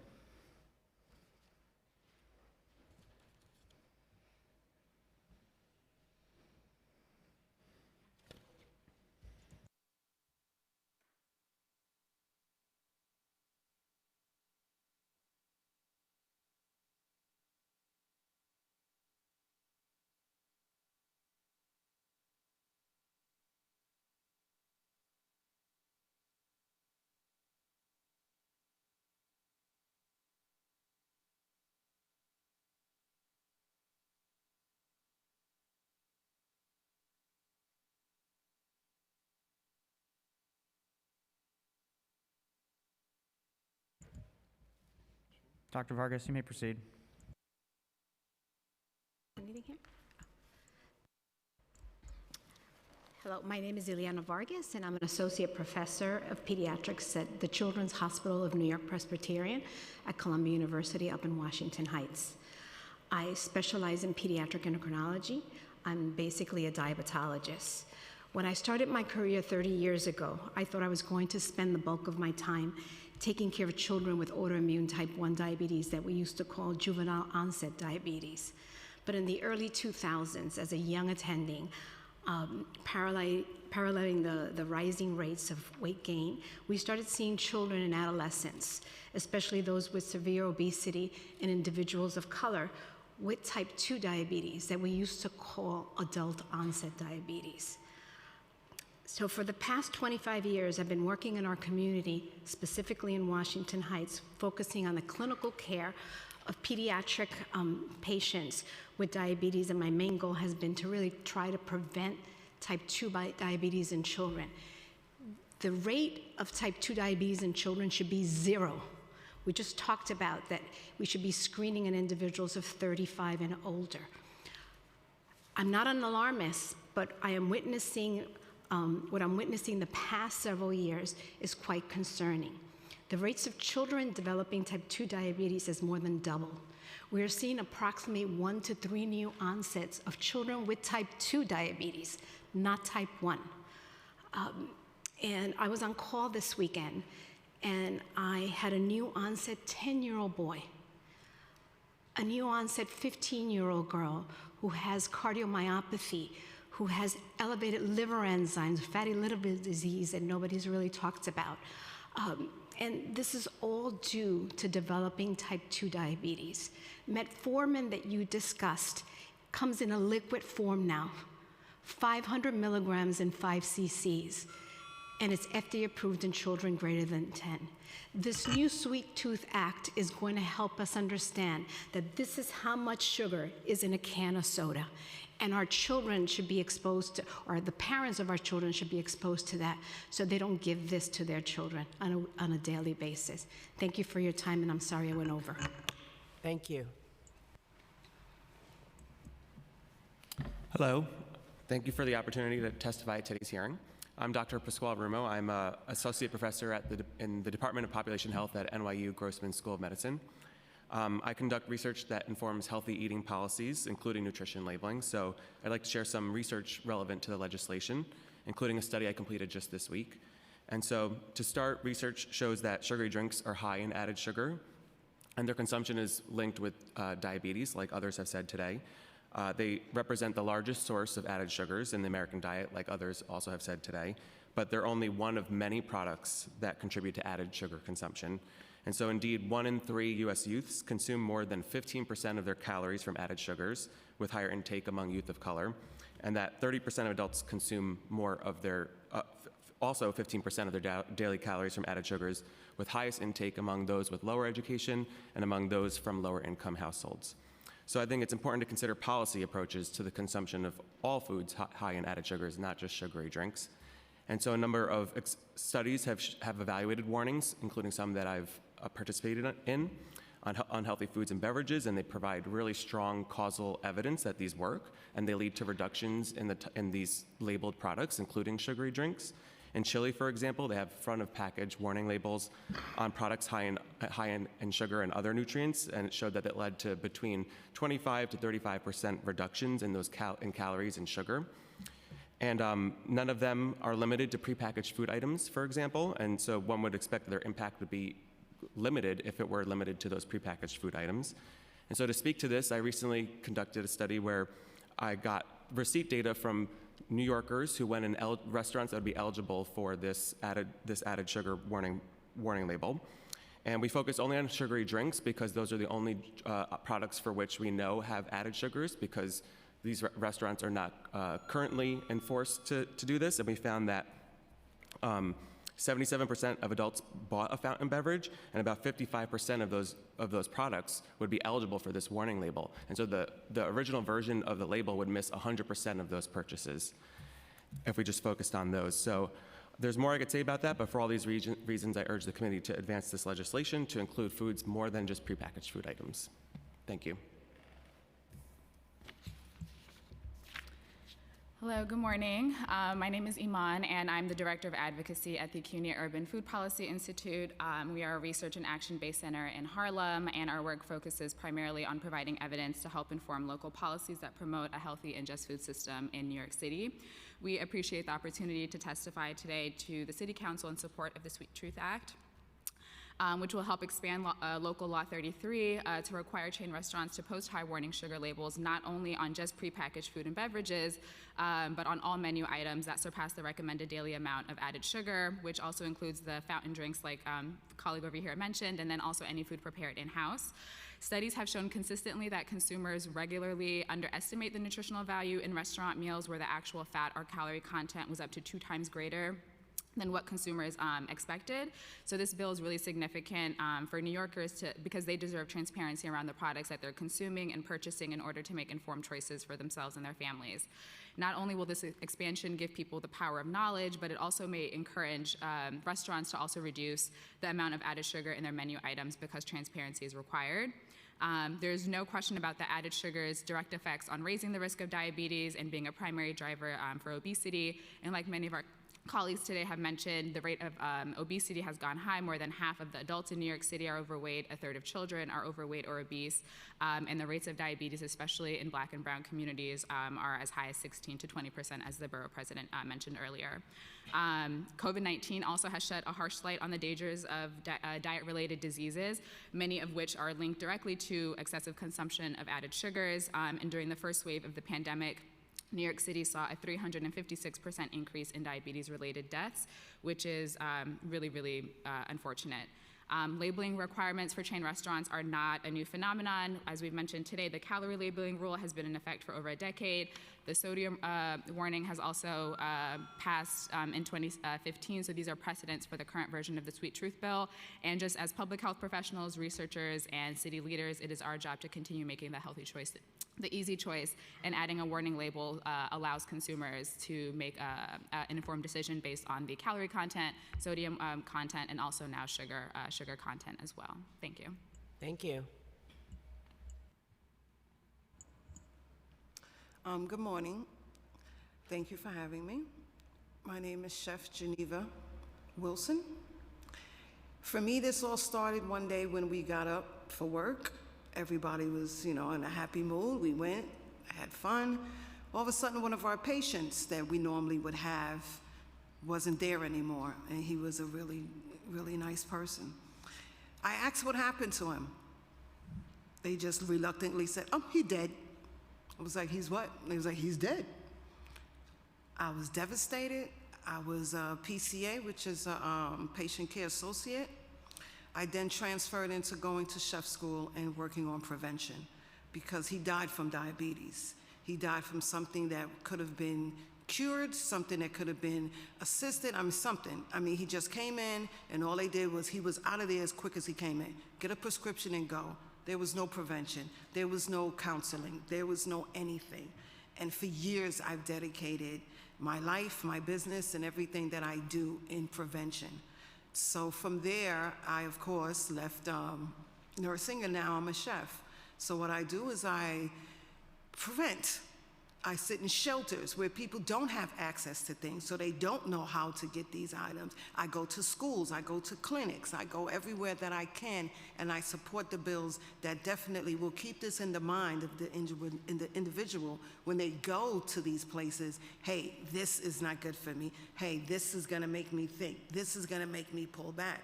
Because when them kids come in there and they wanna get a soft drink or they want something, you need to have that in your head, not when you're at work, not when you're indoors, but also when you're outdoors, because that's when it's most tempting. That's when it's most relevant. So for me, I really support this bill, and I hope that we can, proceed in getting everything that we need that comes along with it passed. Thank you. Thank you. I want to ask the docs, what I don't know if you heard my earlier comments and questions, but should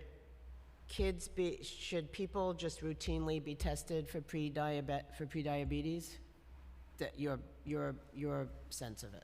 Right. For the pediatric population, the American Academy of Pediatrics and the American Diabetes Association has guidelines. If you have a child who's overweight or obese, who is a child of a mother who had diabetes, if they are of a certain ethnic group, if they have signs, acanthosis nigricans in their neck, or if they're a female with polycystic ovarian syndrome, those children get screened. And yes, we're catching them early. And before COVID, the number of children with type 2 diabetes, it didn't decrease to 0, but it wasn't increasing. With COVID, they sat down, they ate more ultra-processed food, drank more sugary drinks, and unfortunately were not screened. Okay, no, thank you. And I look forward to working with everyone here around this comprehensive plan, because we have to get this just like we did with HIV and AIDS. We just have to really embrace this and cut it down, because it is something that we can prevent, very clearly, so.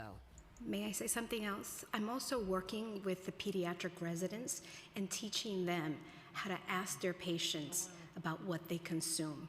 That's great. That's great. So, but we may circle with you, okay? Thanks. Did you want to add to that, or you're good?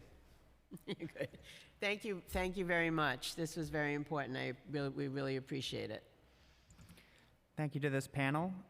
We'll be now moving on to our next in-person panel. We'll have Aaron Redden, and I apologize for any mispronunciations of names, Gaurab Dasnayan from India Home, Sarah Kim from KCS, and Mamadou Dram from Association of Senegalese in America.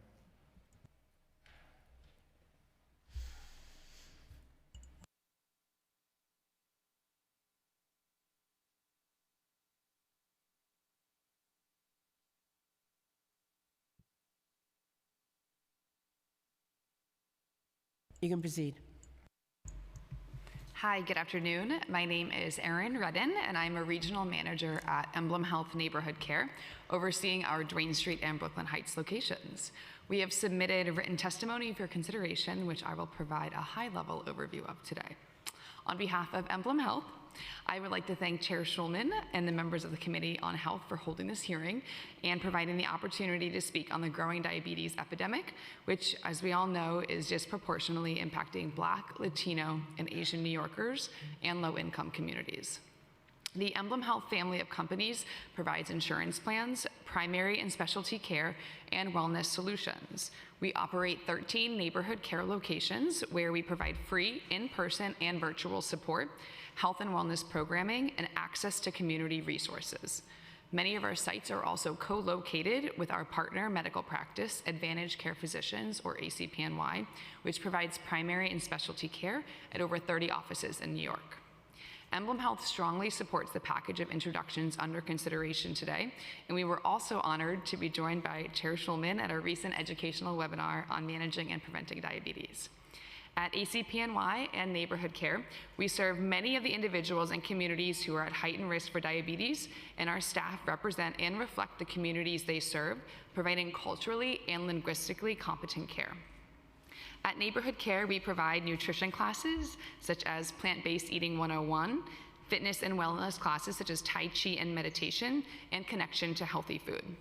We provide diabetes-specific programming for prevention and self-management, which I have had the pleasure of helping to facilitate since 2013, and have seen countless community members successfully lower their A1C and blood pressure levels.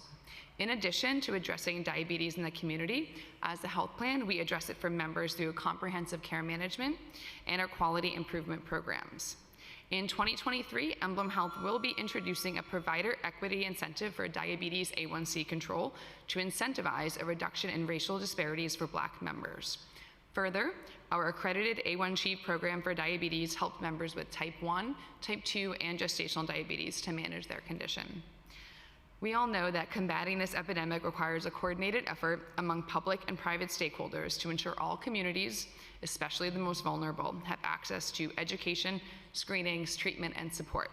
Emblem Health hopes to be a constructive partner and resource to the City Council to accomplish these goals. Thank you. Good afternoon, Chair Schulman and members of the Council Health Committee. My name is Mamadou Dramé, and I'm the president of the Association of Senegalese in America, called Association des Sénégalais d'Amérique. We work to unite and improve the lives of all Senegalese in the United States, regardless of their political, religious, or philosophical beliefs and affiliation. This work has included the protection of basic civil rights for Senegalese and all African immigrants, and the pursuit of opportunities for increased economic stability and growth as communities and individually. Our activities have included charitable and social assistance, general and mental health care educational services to African immigrants. We also provide healthy lifestyle education. Of course, we've been very active in providing services and advocacy for the recent wave of Senegalese migrants, those who came from the southern border and who face real health issues, among others. I speak before you today in support of the Sweet Truth Bill Intro 687. Although we don't have exact statistics, we know that Senegalese and other West Africans in New York City are struggling with high rates of diabetes and related health problems. The funny thing is that, you know, culturally speaking, when you are from outside of the US and then you come to the United States, you just have a strong belief that, dietarily speaking, this is it. I mean, we have wonderful diets in the US compared to what we know back home. And that's why we worked in close concert with the Gambian Youth Organization, and then the Interfaith Public Health Network and the Center for Science in the Public Interest to advocate for this measure. Because Senegalese and other West Africans, people need more guidance on how to avoid menu items with high amounts of added sugar, like sugar-sweetened beverages. The menu icons are very helpful in this regard, particularly for our members that are just learning English. Once this bill passes, Chair Schulman, We would welcome the opportunity to educate our communities about how to identify the many icons and to utilize other diabetes prevention tools. Thank you for your time and consideration.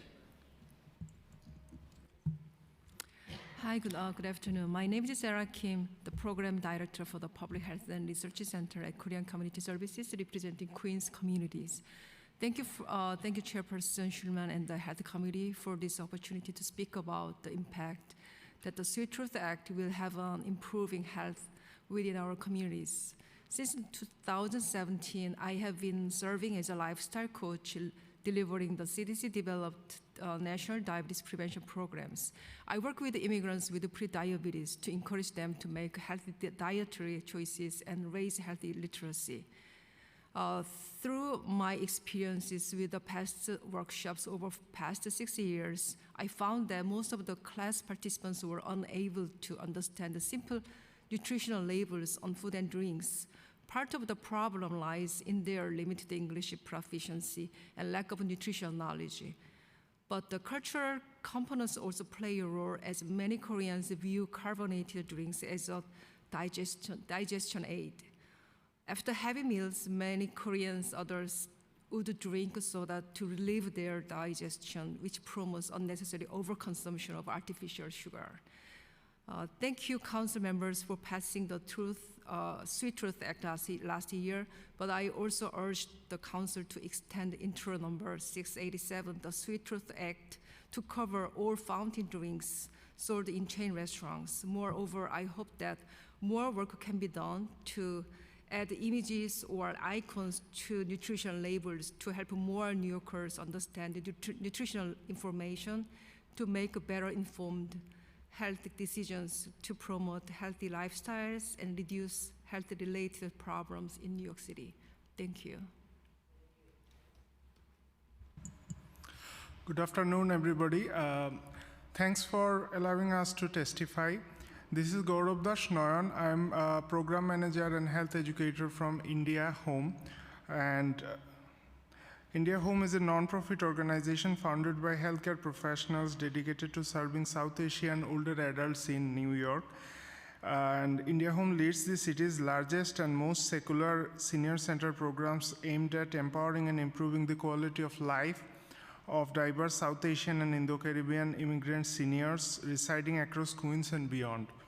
Since our inception, we have touched the lives of over 5,000 older adults through our holistic and culturally competent programs such as congregate meals, senior center services, case management, mental health services, advocacy, educational, as well as recreational activities. Our written testimony details more about our services. Now coming to the bill, we have heard a lot of great testimonies today about impacts of type 2 diabetes. I want to use my time to address two aspects of this epidemic which are of particular interest to us. First, the senior population we serve at India Home will benefit greatly from this bill. Aging is a known risk factor for diabetes, and the elderly population in NYC is growing, with the senior population in Queens expected to increase 38% by 2030.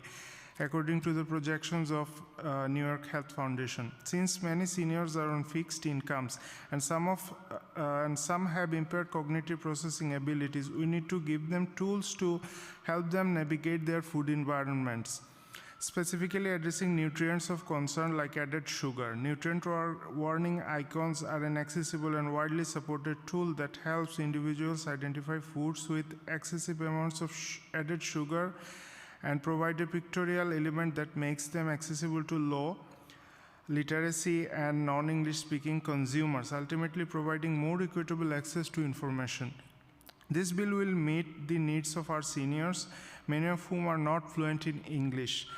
Secondly, research has consistently found that people of South Asian descent are at increased risk for developing type 2 diabetes and cardiovascular disease, even at a lower body mass index when compared to other ancestral groups.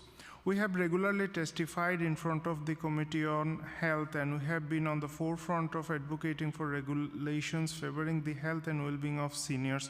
With that being said, I am here today to advocate and support the Sweet Truth Bill. the law to amend the administrative code of the City of New York in relation to requiring added sugar notifications for menu items in chain restaurants. The need is urgent and the time to act is right now. Thank you very much for your time and cooperation.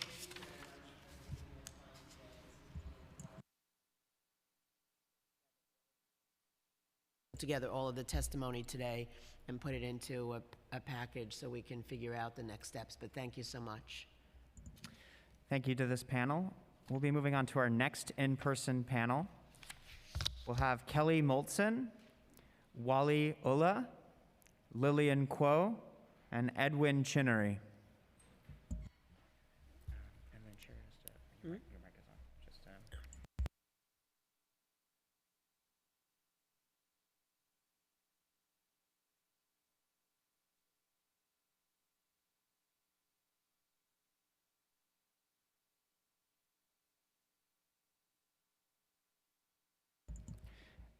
Okay, you can proceed.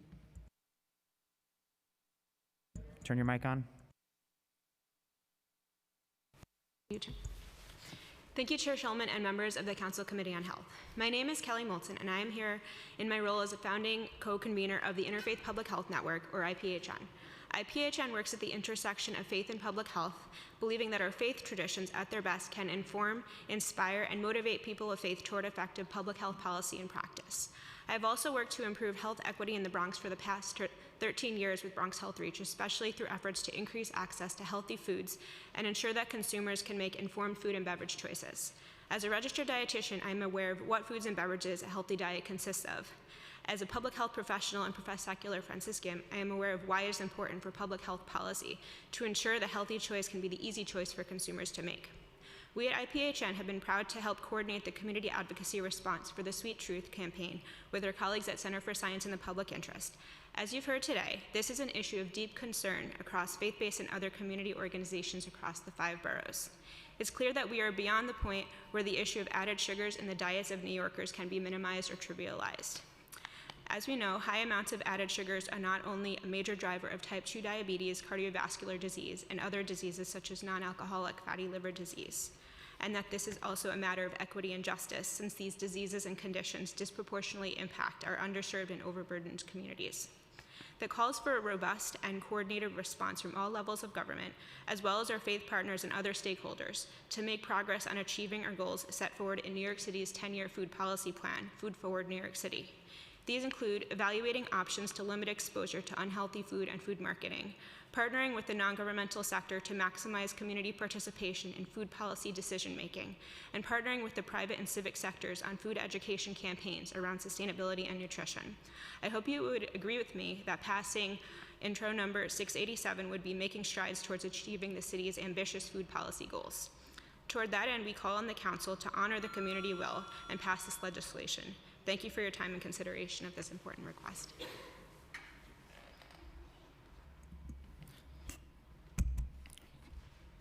Good afternoon, Chair Shulman and other esteemed members of the New York City Council Committee on Health. My name is Wally Ullah, and I'm the Community Education Coordinator for the Muslim Community Network, a nonpartisan civil society organization that works to empower, provide, and advocate for Muslims across New York City through direct and social services, civic engagement, and community education programming. Along with other members of the Interfaith Public Health Network Coalition, Muslim Community Network, would also like to express their support for Intro 687, which proposes to amend the City Administrative Code to require the addition and clear, transparent display of sodium and sugar notifications for menu items in chain restaurants, otherwise classified by the New York City Health Code as any restaurant franchise with 15 or more operational establishments. And the bill would also standardize a 90-day reporting process on the amount of sugar and sodium present in each menu item. Aside from some of the obvious public health and consumer benefits of the bill, which will positively benefit health-conscious and vulnerable New Yorkers alike, it will also have a positively pronounced effect on South Asian New Yorkers, many of whom practice non-Christian faiths and disproportionately suffer from diabetes and hypertension more than any other ethnic or racial group. According to a 2021 medical survey conducted among more than 90,000 South Asian patients at NYU Langone, the age-adjusted diabetes burden for South Asian New Yorkers is 10.7%, Likewise, the age-adjusted hypertension burden for South Asian New Yorkers is 20.9%, and nearly half of South Asian New Yorkers with diabetes also have comorbid hypertension. With inflation and access to cheap, healthy food continuing to pose an issue for New Yorkers, and more than 20% of people with diabetes nationwide still remaining undiagnosed, the city has a duty to ensure that New Yorkers know what's in their food, no matter where it comes from and who prepares it for them. Allowing New Yorkers to make better informed choices about consuming foods with high levels of natural or added sugars and sodium content will encourage hypertension and diabetes patients, many of whom are BIPOC, low income, and disproportionately rely on outdoor dining, to take more proactive measures to protect their health and well-being. Regardless, the Muslim Community Network will continue to educate our Muslim and interfaith community members on the importance of good public health policies such as this bill, and we'd also encourage that such information be made available in commonly spoken non-English languages such as Chinese, Spanish, Arabic, Hindi, Urdu, or Bangla upon request. Thank you for your time, and as a lifelong resident of the Bronx, which routinely ranks among one of the unhealthiest counties in New York State, I'd also like to thank all Bronx sponsors for the bill, including but not limited to Bronx Borough President Gibson and Council members Feliz and Velasquez, who both serve on the Health Committee. Thank you.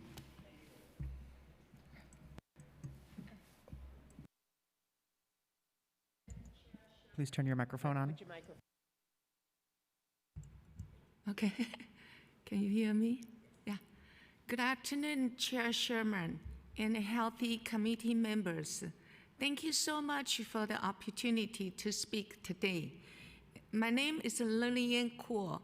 I established Tzu Chi Long Island branch office 27 years ago, and currently serve as a Director of Charity and Public Relations for the Tzu Chi Foundation Northeast region, with offices in Flushing, Chinatown, Brooklyn, Long Island, and Tzu Chi Foundation is an international humanitarian organization active across 5 continents, and its international disaster relief have helped over 128 countries.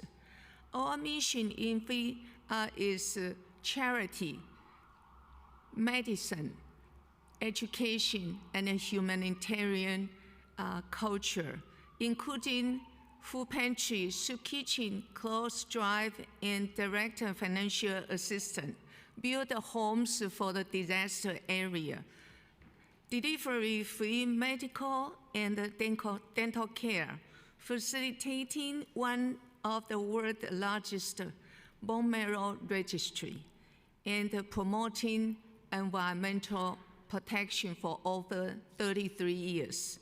We have a strong focus on promoting healthy eating, including encouraging plant-based diets and reducing intake of sugar, sodium, and unhealthy fats.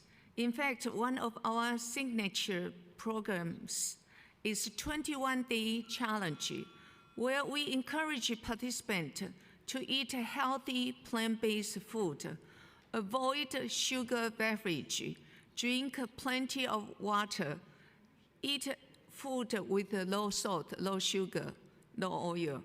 We have dramatic results for participants in this program, including sharp reduction in cholesterol, sugar, weight numbers. So, committee well-being strongly support Intro 687 because our commitment to healthy diet. The measure reflect the Buddhist value of mindfulness by requiring warning levels for chain restaurant items with very high amount of added sugars. This bill will assist New York City consumers to be mindful and intentional about what they are eating.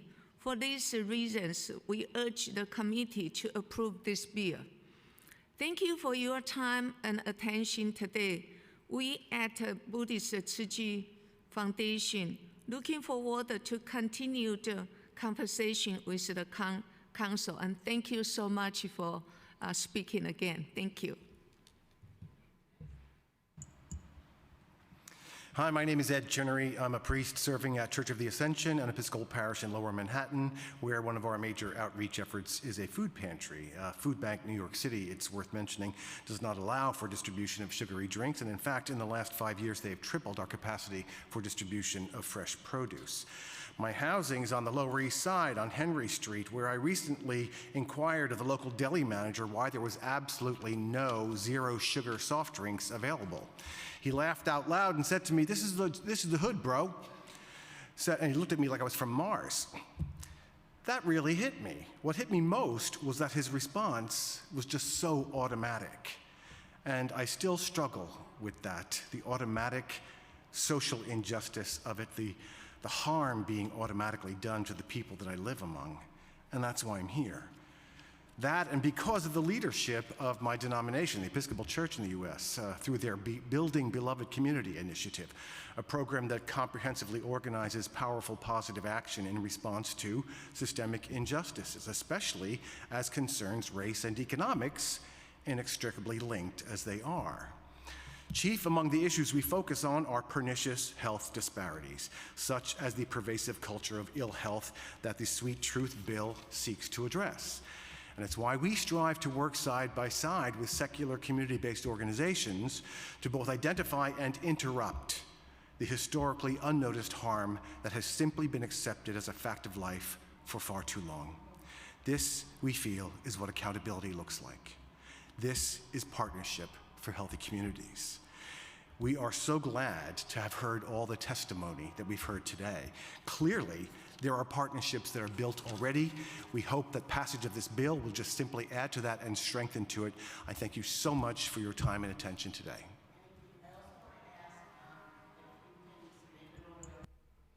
Sorry, I keep forgetting. I also want to ask if you could submit your testimony to the council so we have it, so that, because we're recording it, but we just want to make sure that we have everything that we need from you in terms of making sure that we have all of your testimony. So appreciate that. Thank you to this panel, and then just as a reminder, you have, if you would like to submit written testimony, you have 72 hours after this hearing to do so, and that's testimony@council.nyc.gov. Thank you to this panel. Thank you. All right, we'll be moving on to our next in-person panel. We're going to have Reverend Dr. Teresa Oliver, Rabbi Yonah Berman, Rashawn Buchanan, and Jezebel Bautista.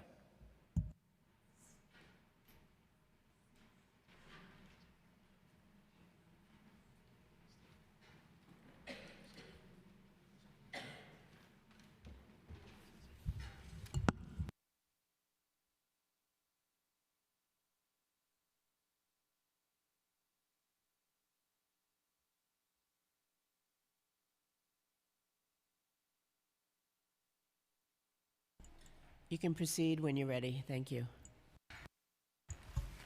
Thank you for this opportunity to testify before this committee.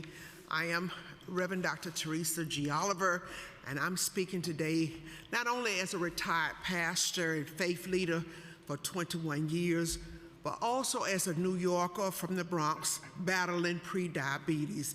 And this is a personal testimony. In 2021, I was told by my physician that my A1C levels were high and that I was at risk for type 2 diabetes if I didn't bring those numbers down. I think the question was asked today, can diabetes be reversed? I'm here to say yes, because my A1C was 8.8, which is high and was very alarming. I got it down to 8.0. So it means that it has been reversed. I'm working hard trying to keep it that way. It is not easy. I had to modify my diet. I have a nutritionist, and most of all, my son said, "Mom, you can't take the gummies. Those don't work. You need to exercise, drink water, do what you're supposed to do, and it will follow suit." So I'm proud to be part of this community. spent my life with health equality through ministry at my church, Mount Zion Christian Methodist Episcopal Church, the Soundview neighborhood in the Bronx, and a longtime member of Bronx Health Reach. And my faith tells me that yes, we can do this. And I'm a living testimony that I'm going to continue to walk. My goal is 10,000 steps when I go out to walk. And I have been doing that. I'm going to continue to do it, and we're going to get this bill passed so that we'll know that we can do whatever God wants us to do in the way He wants us to do. And I want to be healthy, so that's why I'm here. I thank you for the time. I thank you for the opportunity. God bless. Hello. My name is Rashawn Buchanan, and I'm the Youth Empowerment and Food Justice Coordinator at the Mary Mitchell Family and Youth Center. So my role is to support all of our programs that fight food justice and food advocacy. So I used to be the coordinator of our Food Justice Club at our center, which is a group of young adults who work with our youth at the after-school program who are 5 to 12 years old, teaching them how to live healthier lifestyles and eat healthier. So we've done activities in the past where we've taken their favorite drinks and we've showed them the amount of sugar that's in those drinks. Most of the kids were surprised to see what they were drinking, and we would ask them, like, knowing this information, would you stop drinking it? And some of them did say yes, and some of them did say no. And we do understand that, soda and juice, it does taste good, but we try to teach them to have it in lesser amounts, and that there are better alternatives for when you're having these drinks. So when it comes to the bill and getting these labels in the fast food chains, I believe that it is very important because the information that we're teaching them, if they had that knowledge when they go to these restaurants and they're seeing the amount of sugar that they're ordering in these drinks, they would be more likely to make a better decision. And when they're with their family and with their friends, kind of encourage them and persuade them to do the same. It's easy to ignore what you're putting into your body when you don't have the information given to you. So I believe that for our young community, I remember earlier it was said we wanted to start early so we don't have older adults who already have diabetes. So I believe this is very important and that it should be passed.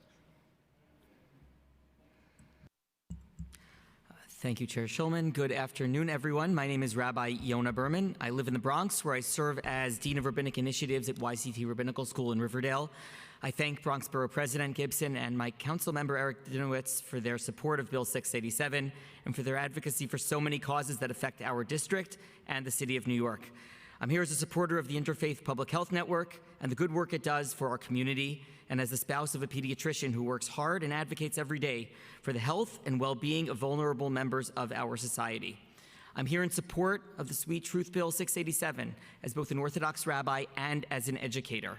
As a rabbi, I take very seriously Judaism's focus on caring for one's health. Throughout our sacred texts, there's an undeniable thread of tradition encouraging each individual and all of society to put into place measures for personal protection and communal safety.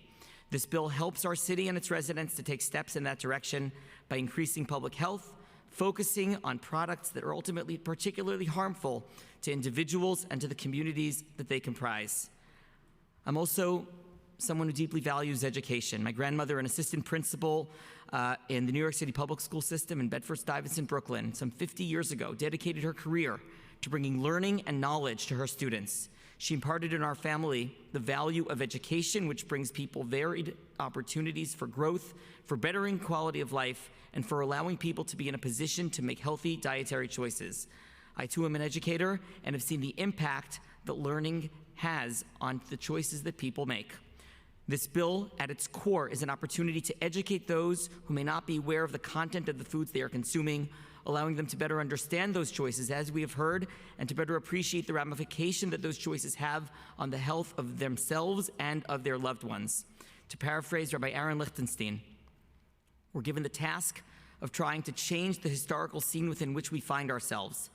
Let us see to it that the world we leave behind be a little bit better, closer to the fulfillment of a great spiritual and historical vision than when we entered it. What a gift, I'm almost done, to promote healthier choices through a bill such as this. I encourage you all to support this bill its passing and implementation, with the knowledge that doing so is in line with the sacred values of so many traditions. It is an opportunity to help create a New York City that is more health aware and indeed that is healthier for generations to come. Thank you very much. I just want to start by saying thank you to the members of City Council for having me today. My name is Jezebel Bautista. I'm a resident of the Bronx and currently a student at the Marie Curie High School for Nursing and Medical Professions. In the fall of 2021, I was a part of an internship program with Teens for Food Justice, a nonprofit in New York City working to achieve food security through youth leadership and advocacy. I am here today to urge the council to pass Intro 687. When my grandparents were alive, they were constantly checking their blood sugar after their meals. When we went out to eat or ordered in, they tried to be cautious of their sugar levels, but they were often unsuccessful. Sugar warnings on food are necessary to those with high blood sugar or diabetes in the same way that salt warnings are important to those with a history of heart disease. Sugar isn't just in soda or dessert. Sugar can be in anything from the pasta you had, the free bread you were given, or the natural juices you previously thought were free of sugar, and just about anything else you can imagine. Sugar is the cause of many diseases such as obesity, cardiovascular disease, and non-alcoholic fatty liver disease. Sugar can be very detrimental to our health and should be treated as such. By passing Intro 687, we are demonstrating our care for our community's health and offering us all more control over our food choices. Thank you. Thank you very much. I want to tell you that you're very inspiring. All of the panelists have been, so appreciate all of this information and your testimony and for coming here today. Thank you. Thank you so much to this panel. We will be moving on to our next panel, which is a hybrid panel. We're going to have in person Liana Levine-Reisner, Sergio Villavicencio, Esther Grieman, and then joining us on Zoom will be Carlo Rodriguez.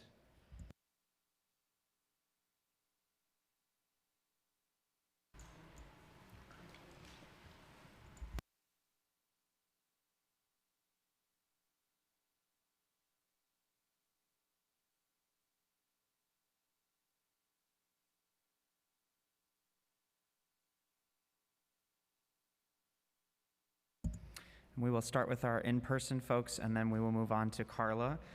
So we'll start with Liana, please. Good afternoon. My name is Liana Levine-Reisner. I'm the co-founder and the president and network director of Plant-Powered Metro New York. Our mission is to make sure that every New Yorker knows that whole food, plant-based nutrition can prevent, treat, and even reverse type 2 diabetes, among countless other chronic diseases. Time and again, we witness our community members, like our mayor, adopting a satisfying, flavorful, budget-friendly, and nutritionally adequate plant-based diet, and their hemoglobin A1C can drop out of the diabetic and pre-diabetic ranges to normal levels. We support local residents in making sustainable changes through a variety of educational programs, especially our plant-powered jumpstarts, which have supported 700 people from diverse backgrounds in both English and Spanish. My message today is that healthy plant foods are the true cure for diabetes. There are 3 key nutritional principles that bring about diabetes prevention and reversal, which must be considered holistically in all city policies. First, we must naturally reduce the fat in our diets by dramatically reducing, if not eliminating, animal foods and processed foods where saturated fat is concentrated. Dietary fat prevents insulin from doing its job in the first place. Second, we have to recognize that our food system is flooded with processed foods that spike blood sugar, even those we don't acknowledge as unhealthy, like white flour bagels and breads. Healthy carbs like whole grains and fruit are not the culprits. Eat fruit. Third, we need to eat the rainbow, including green leafy vegetables, to maximize the nutrient density in our foods. Plant-based nutrition addresses the root cause of all forms of diabetes, including in children, and it can simultaneously improve the many health conditions that are comorbid with it. While we support efforts to expand access to telemedicine and to offer transparency on sugar content, there is a wider need for everyone, residents, healthcare professionals, and policymakers alike to understand diabetes holistically. Please make legislative and funding priorities that create a healthier food environment citywide, putting wholesome plants first. And our diverse residents need to be educated on how to eat differently through the kinds of motivational and evidence-based education that we do through Plant Powered Metro. While mainstream diabetes prevention programs do help, most do not go far enough in teaching about the dangers of animal foods in our diets. We hope to be a partner to the Council's Health Committee in bringing greater awareness and action on these items. Thank you.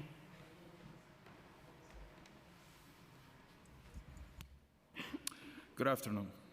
My name is Sergio Villavicencio, Network Empowerment Manager for Plant Powered Metro New York, a nonprofit organization that empowers people to find better health and overcome chronic disease through whole food plant-based nutrition with evidence-based educational programs, initiatives, and support. I am diabetic. As many other diabetics, I was constantly dealing with the many effects that diabetes can have in your body.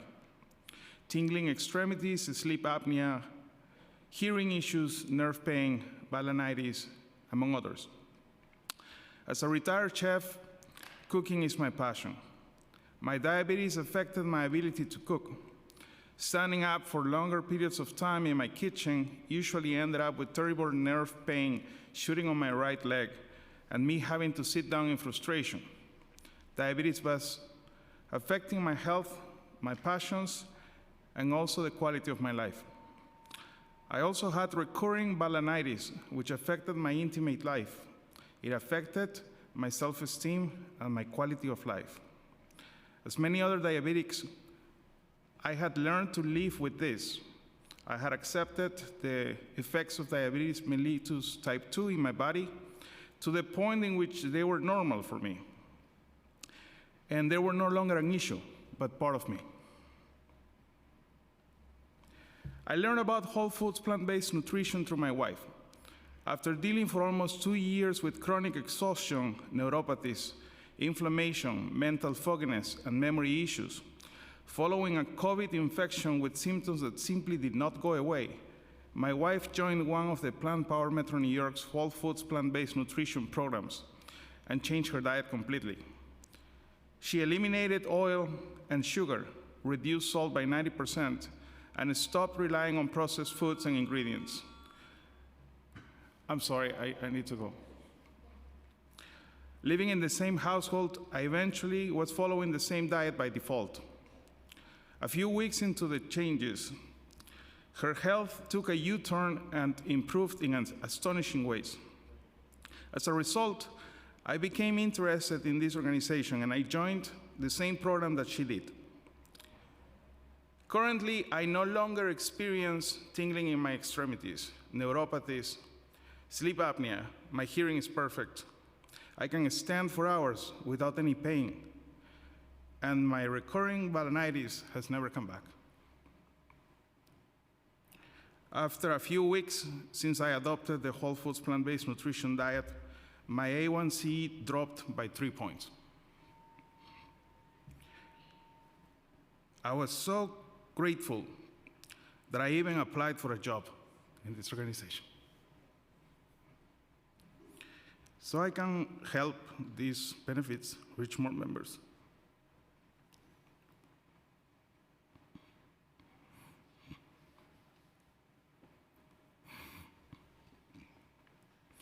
Because of programs like the ones that Plant Powered Metro New York offers,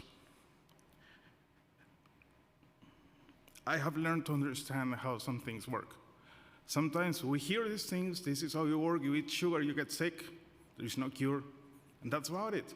That's all we know. It's because of the education that I was able to receive, that I was able to understand, like Liana was saying, how fat is also a factor. Nobody talks about it. Everybody talks about sugar and carbs. But it is the fat that sticks in the intramuscular space that prevent the gates to go inside. And therefore, it always stays in the blood, affecting your organs. I urge the city to consider making a way that these dietary transition programs are covered by insurance. That there is a law that requires establishments of food to offer food, who offer food services to disclose and the world of the amount of damage that we're putting inside us. Thank you. Thank you very, very much. I really appreciate it. We're gonna, insurance is one aspect that we're gonna look at. I mean, we're just starting this. This is a starting point, not an end point. So, and we'll be circling back with folks here. So we appreciate it very much. Next. Awesome. So my name is Esther Grieman, and I work within the Department of Developmental Neuroscience at Columbia University Medical Center. That being said, I do have a deeply professional and personal understanding of how important whole food plant-based nutrition is, not just for addressing chronic diseases like diabetes, but also in impacting mental health and the brain. We don't have time today to spill the tea of my personal story, but just know that a whole food plant-based lifestyle completely changed the trajectory of my life and health, both physically and mentally.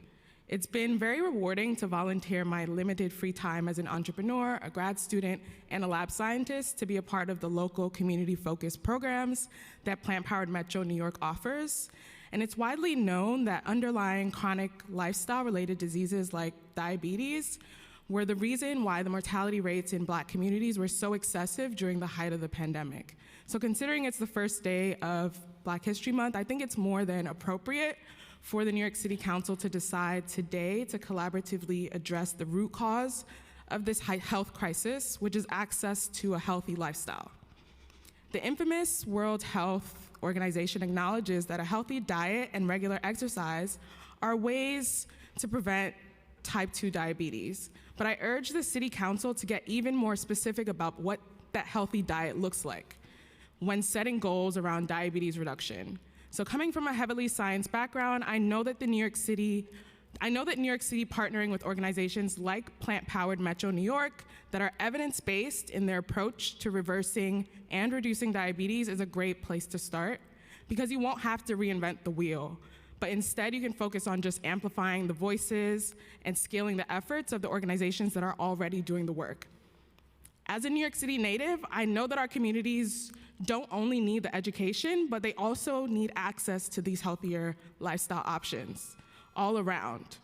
I trust that you all will make the right call, so thank you in advance for prioritizing the health of our city. And thank you very much. Thank you all. Appreciate it.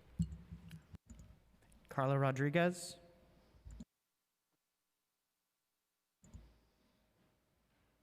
Just give us 1 second. Yes, hello. All right, proceed. Yes. Thank you, Chair Schulman and members of the Health Committee. My name is Carla Rodriguez, and I am a clinical assistant professor at the New York University Roy Myers College of Nursing. I teach undergraduate nursing students medical surgical nursing as well as an elective course pertaining to lifestyle medicine. I am certified in lifestyle medicine. I am also one of the medical advisors to Plant-Powered Metro New York and serve as a mentor in their 21-day Jumpstart program. From a personal level, I have a family history of diabetes type 2. Both my mother and uncle have this condition. They do not consume a predominantly plant-based diet, unfortunately, and are on medications to control their blood sugars. Before I adopted a whole food plant-based diet, I was also considered pre-diabetic. As an educator, I see inconsistencies in the nursing textbooks pertaining to the American Diabetic Association recommendations for diabetics, where they still recommend meat-based products and limiting carbohydrates. At least now they have water depicted or a 0-calorie drink as their beverage. But nonetheless, there is a picture of a fish considered as protein. For healthcare professionals who educate patients about nutrition, most providers have received minimal nutrition training, have little time or support for dietary counseling, and have low self-efficacy for nutrition. Efforts are still needed to somewhat limit advertising on processed foods and limit how these types of foods occupy the most space in the average person's local supermarket and or deli. And based on what I've heard today during the hearing, I can relate to the efforts being put in place pertaining to considering pushing this bill or adopting this bill. Thank you for your time. Thank you very much, and I took notes of what you talked about in terms of the textbooks and the training, and we'll take it up with my colleagues as well. Thank you. Thank you very much to this panel. Before we go to our all virtual panels, if there is anyone in the room who wishes to testify but has not done so, if you haven't heard your name, please fill out an appearance card, and then you'll be able to testify in person.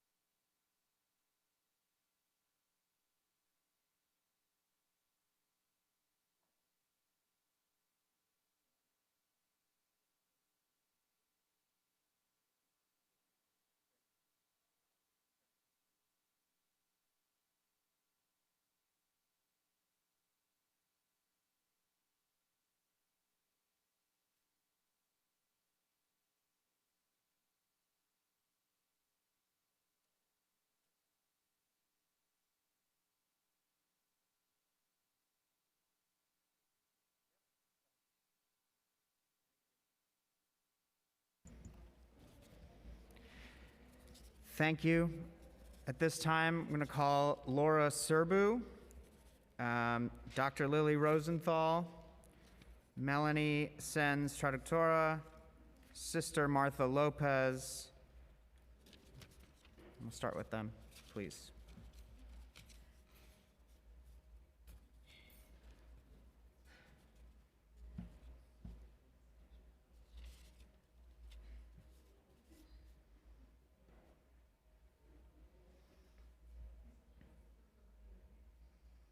And you may proceed. Good afternoon, Chair Schulman and other council members of the Committee on Health. My name is Dr. Laura Serbu, and I'm a board-certified internal medicine physician and preventive medicine fellow in New York City. When I practiced primary care in the Melrose section of the Bronx, I cared for people with diabetes every single day. As you know, the rate of diabetes there is twice that of the city and the country. One of my patients with diabetes, Sandra, was a monolingual Spanish-speaking woman in her mid-50s from Central America. She was determined to get her sugar levels under control, but as a recently arrived immigrant, she was navigating a new food environment that she found frustrating and confusing because nutrition facts are often hidden. Her neighborhood in the Bronx was dotted with fast food restaurants, and when she purchased her favorite beverages, there was no nutrition label to allow her to employ the healthy eating strategies we were working on together. I could sense Sandra's frustration and helplessness when, after working hard to make adjustments to her diet in the setting of what was available to her, her sugar levels wouldn't decrease. From my perspective as her primary care doctor, it was heartbreaking to feel like my medical recommendation would be to increase the dose of diabetes medications after months of her trying lifestyle changes, when in reality, the true source of her high sugar levels was the availability and access of healthy food choices in her neighborhood. The Sweet Truth Bill would give people this information upfront so that it would be clear whether a purchase is a healthy choice for them, regardless of their mother tongue. It's important to note that many countries around the world, including Mexico, Uruguay, and Chile, already have mandatory labeling for food, and so immigrants from these countries and elsewhere would be able to appreciate food labels with a similar intent in the United States. The amount of sugar in food and beverages is not visible nor discernible for many New Yorkers, and that includes immigrants, some of whom have come to the U.S. with limited English proficiency and barriers to health literacy. It's not fair nor just to keep this information hidden, especially for people living with diabetes. Adding a warning icon via the Sweet Truth Bill would make this information more accessible and empower New Yorkers like Sandra to achieve their nutrition, health, and well-being goals and turn the tide on our ever-worsening diabetes epidemic. Thank you very much for your time and attention. Hello, good afternoon. My name is Dr. Lily Rosenthal. I'm in private practice in New York, and I also proudly serve on the medical advisory as a medical advisor to Planned Parenthood Metro New York. Dedicated 30+ years as a physician helping people feel and function better, mostly without medication. My specialty is physical medicine and rehab, so I mostly treat people with pain. People like Sergio who have had pain for various reasons, underlying chronic disease. The science is not confused on how to get people better from diabetes and other chronic diseases.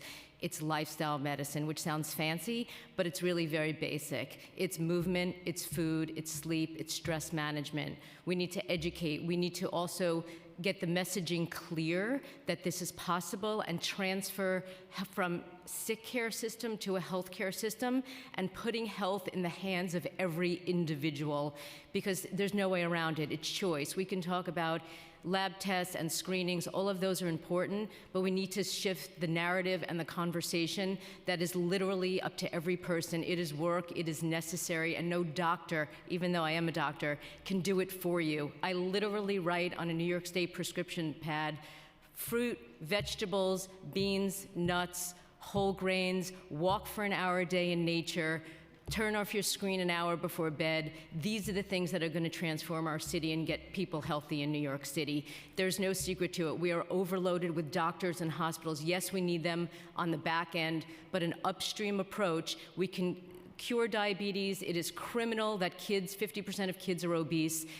It is a criminal situation, so we need to really get a little tough on the narrative that health is possible, it's in our hands, we can create a culture of health. We need clear messaging, we need access. The fruit guys on my corner, because I'm lucky enough to live in a neighborhood where there are fruit stands, I buy 90% of my food and it's cheap. I give a talk on beans and bananas. So we need to provide education, access, and most important, agency for people to take their health in their hands. Thank you so much. This is the testimony of a Latina en la Latina NAN. Soy Sister Marta López y he estado en 14 países diferentes sirviendo como misionera a los más pobres y vulnerables de la sociedad. Mi última misión fue en Uganda sirviendo a 1.200.000 de refugiados llegados de South Sudán. Y ahora estoy en esta hermosa Nueva York sirviendo como la sirvienta de cientos y cientos de latinos, incluyendo los nuevos inmigrantes que están llegando a la ciudad. Trabajo con Coalición Mexicana, organización que brinda una gran variedad de servicios a los mexicoamericanos y a otras personas latinas, incluyendo servicios legales, enseñanza del idioma inglés, servicio de salud como es el asesoramiento nutricional, enrolamiento con el SNAP y prevención de diabetes.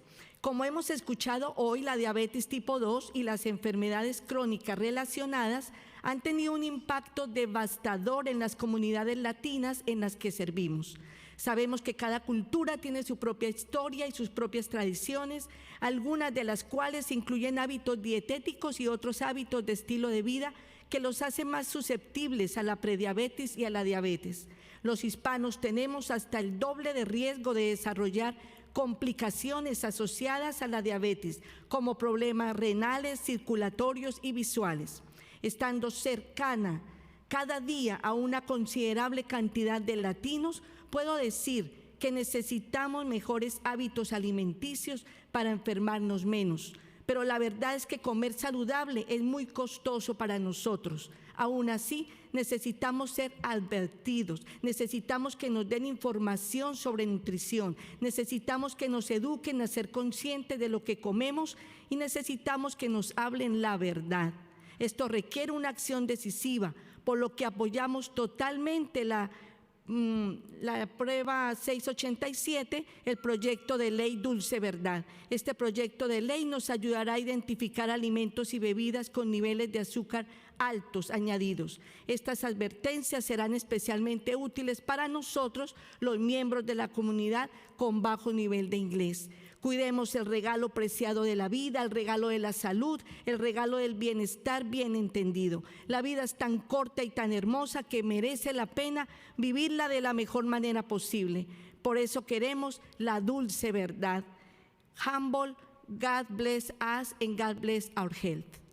The translator. You want to if go ahead possible. and do the interpretation? Thank you. Yes. Good afternoon. My name is Melanie. I will be translating on behalf of Martha Lopez. I am Martha Lopez, and I have been in 14 countries, serving as a missionary to the poorest and most vulnerable in society. My last mission was in Uganda, serving 1,200,000 refugees from South Sudan. Now, I am in New York as a servant of hundreds and hundreds of Latinos, including new immigrants arriving. I work with Mexican Coalition, an organization that works a wide variety of services to Mexican Americans and other Latinos, including legal services, English language teaching, and health services such as nutritional counseling, enrollment in SNAP, and diabetes prevention. As we have heard today, type 2 diabetes and related chronic diseases have had a devastating impact to the Latino communities we serve. We know that each culture has its own history and its own traditions, some of which including dietary and other lifestyle habits that make them more susceptible to pre-diabetes and diabetes. Hispanics have up to double the risk of developing complications associated with diabetes, such as kidney, circulatory, and visual problems. Being close every day to a considerable number of Latinos, I can say that we need better eating habits to be less sick. But the reality is, health is costly. Still yet, we need to be warned. We need to be given information about nutrition. We need to be educated to be aware of what we eat. And we need to be told the truth. This requires decisive action, which is why we fully support Intro 687, the Sweet Truth Bill. This bill helps consumers identify foods and beverages with very high levels of added sugars. These warnings will be especially useful for us in the community who have low levels of English proficiency. Let's care of the precious gift of life, the gift of health, the gift of well-being, well understood. Life is so short and so beautiful that it's worth living it in the best possible way. That's why we want the sweet truth. Thank you. Thank you very much. Muchas gracias. Thank you. Thank you so much to this panel. We'll be moving on to our final in-person panel. I apologize for mispronouncing. Kelibohis Chiranik and Elaine Perlman.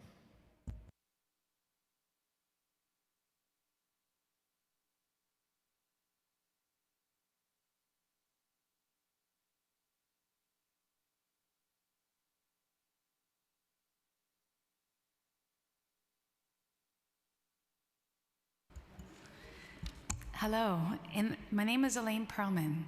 In the past 3 years, I've become an expert on something I used to know nearly nothing about, kidneys. But now I am far more kidney savvy. Why? Because my son at age 19 gave his kidney to a stranger, a 21-year-old young man who lives on the Lower East Side. And 6 months later, I gave away my kidney at NYU and launched a kidney chain so 4 people could get life-saving kidneys. Since then, I resigned from my job as a professor at Columbia University and am now a director of Waitlist Zero, an advocate with the National Kidney Foundation, a mentor with the National Kidney Donation Organization, and a proud mentor with Plant Powered Metro New York. So now it's all kidneys all the time. So what's the #1 reason for kidney failure? Diabetes, the subject of today's conversation. 40% of Americans have prediabetes or diabetes, and 1 in 3 American adults with diabetes have chronic kidney disease. Every day, 170 people with diabetes begin treatment for kidney failure. My father had diabetes, and other family members of mine have prediabetes. My father was a physician, but doctors don't learn about nutrition in medical school. Several years ago, I taught about healthy plant-based eating to 2nd through 5th graders in public schools in Crown Heights, the South Bronx, and Harlem for the Coalition for Healthy School Food. I saw that students were bringing in bags of marshmallows and sugary beverages for lunch. Their teeth are rotting, and so are their kidneys. What can we do to stop the avalanche of kidney failure caused by diabetes? We can consider developing a workshop for teachers on being food role models for their students.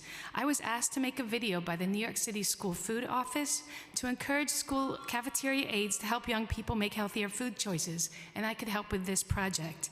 If you think about it, it makes sense for teachers to become food role models. Teachers don't curse in front of students. Instead, we clean up our language and use high-level vocabulary words. In the same vein, teachers should be required to learn about being good food role models for young people.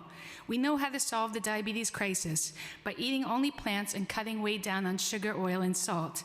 We could not save my dad, but we need to educate all New Yorkers that our food is either harming us or healing us. Let's consider putting city funding into programs that improve people's access to healthy plant-based foods, both produce and healthy staples, and help increase nutritional literacy for teachers. Thank you. Good afternoon. Thank you, Committee on Health, Chair Shulman, and your committee members. I'm sorry, could you please speak into the microphone? Thank you. Okay. Thank you, Committee on Health, Chair Shulman, and your committee members for the opportunity to testify.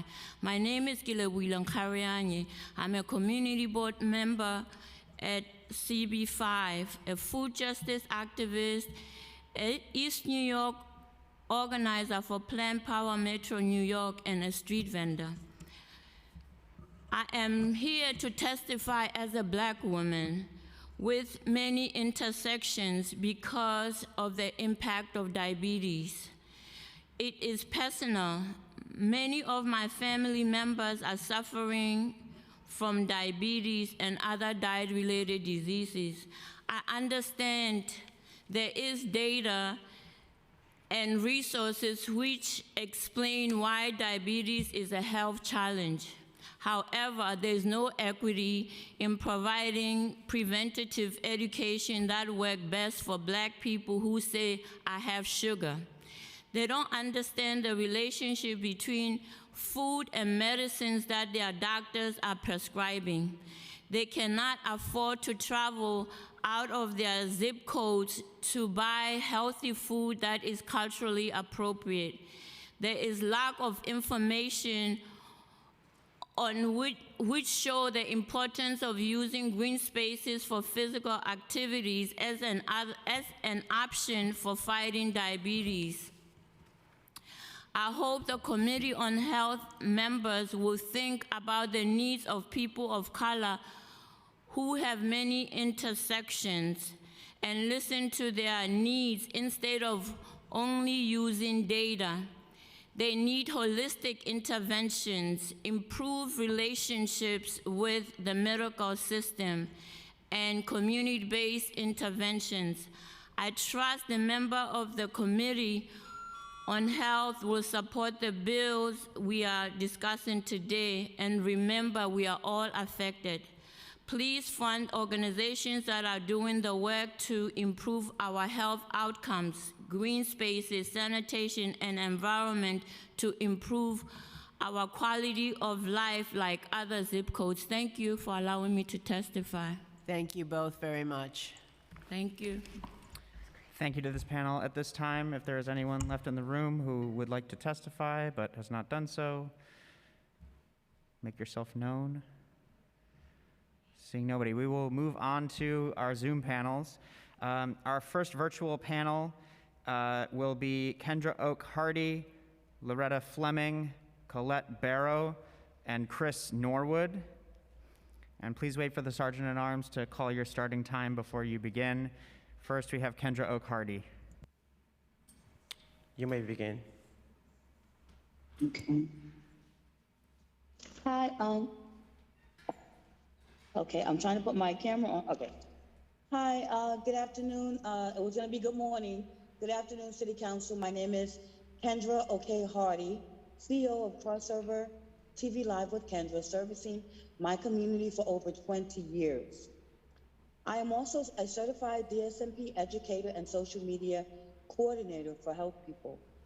I was diagnosed with diabetes 27 years ago. I would like to tell you how diabetes has impacted my life. I began to have multiple surgeries and injections in both eyes several years ago to present. I lost my eyesight in my right eye, and I continue to have painful injections to relieve the swelling of my retina. I was driving my son to school in Long Island last year, and I got off on the wrong exit due to blurry vision. I called my retina surgeon, and he said, get to an emergency room or office stat. I had an eye exam, and I was asked to read the letters in the left eye. No problem. However, the right eye, there was a blank screen. I had no vision in my right eye. I was quite shocked. I went to Health People 8 years ago just to avoid. After my mom passed from diabetes, she was on dialysis and she had a heart attack. Then my dad passed of kidney failure on dialysis in his 40s from diabetes. I remember as a child just running for that orange juice and sugar before the ambulance came for my mama. I always remember my great-grandma, and they said she had the sugar, and then she went blind. I promised myself not to leave my son alone in the world from diabetes, as I am a single parent. I joined Health People and became a diabetes self-management program trainer. Your time expired. Thank you. Yes, I taught diabetics to eat, read labels, ask questions, how to go to the doctor's office to get your feet checked, manage appointments, etc. For diabetes education, I dropped my A1C to 7.5 and lost weight. The doctor said, it's not what you're doing now, it's what you did years ago. In closing, please help, please help, please help. It's too late for me, but it's not too late for our children, and it's not too late for our great-grandchildren, our nephews, and our nieces. I want to congratulate the members of council and the borough president of the Bronx, Vanessa Gibson, who was formerly council member Gibson, for the secured $5 million for the Universal Hip Hop Museum. I think that is super amazing. I've interviewed every hip hop celebrity that there is. But can we please secure funding for the diabetes epidemic that has been killing our community for decades? I want to thank Chris Norwood, and I want to thank you, City Council. And I really hope City Council has questions for me today. I listened to your questions earlier, and I was just hoping that I could answer one of them. Thank you, Borough President Gibson, for meeting with myself and Chris Norwood when you were City Council. You were the one person that really wanted to meet with us about diabetes. And everyone should be screened for diabetes, because we don't know, some of us are single parents, and we don't know the history of our fathers, of our children. And that means that no one should be eliminated. So I was diagnosed with diabetes 27 years ago, and I was just told, you just need to take a pill, you have diabetes, and nothing more. I was never told the information that that I would lose my eyesight, that I would lose my kidneys, that I would have a heart attack, that I might get amputated. So thank God for the woman that I heard speaking earlier that said within 2 years. This is a new date and time of diagnosis. So I'm 27 years in. It's too late for me, but we can save a lot of people today. Thank you so much for hearing my testimony. Thank you very much for giving the testimony, and we're going to be working very hard on this, and we also, I had indicated to the borough president earlier, we'll be working with her on it as well. Thank you. Thank you. Moving on to Loretta Fleming. Please wait for the Sergeant at Arms to call time. You may begin. Good afternoon, everyone. My name is Loretta Fleming. I am a diabetes self-management educator at Health People for the past 8 years. I am also a type 2 diabetic and have been for the past 11 years. I am also a resident of the South Bronx, the Mont Haven, Longwood area. When I was first diagnosed with diabetes by my doctor, she never told me that I would end up with glaucoma and cataracts, which I have had and had surgery for both in both of my eyes. When diagnosed with glaucoma, my eye pressure in both of my eyes was so high that if the doctors had not caught it when they did, I would have been blind.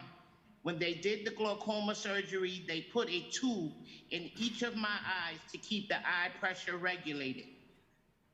After that surgery, I also had to use 2 different eye drops for my glaucoma 3 times a day. 3 months later, the doctor diagnosed me with cataracts due to the medication that I was using to keep my glaucoma regulated. The doctors never told me that I could get cataracts from using that medication. I also had to have cataract surgery on both of my eyes. Since then, I am using 3 different eye drops 3 times a day for glaucoma and cataracts. I say all of this to say, I wish that doctors would have a closer relationship, excuse me, with their patients and be able to tell them when they are diagnosed with diabetes, the cons and the different things that could happen by you having type 2 diabetes. Before I became a diabetes self-management educator, I was able to take diabetes self-management classes and diabetes management classes sponsored by Health People to learn how to better take care of my diabetes. But by that time, it was too late for me to do anything about my eye issues. I hope that diabetes self-management and diabetes management classes can be spread all over the 5 boroughs, that funding will be provided for this so that people can learn how to take care of their diabetes and educate themselves. I used to weigh 378 pounds. By taking diabetes self-management classes, I went down to 242 pounds. My A1C used to be 12.4. By taking these classes, it went down to a 6.2.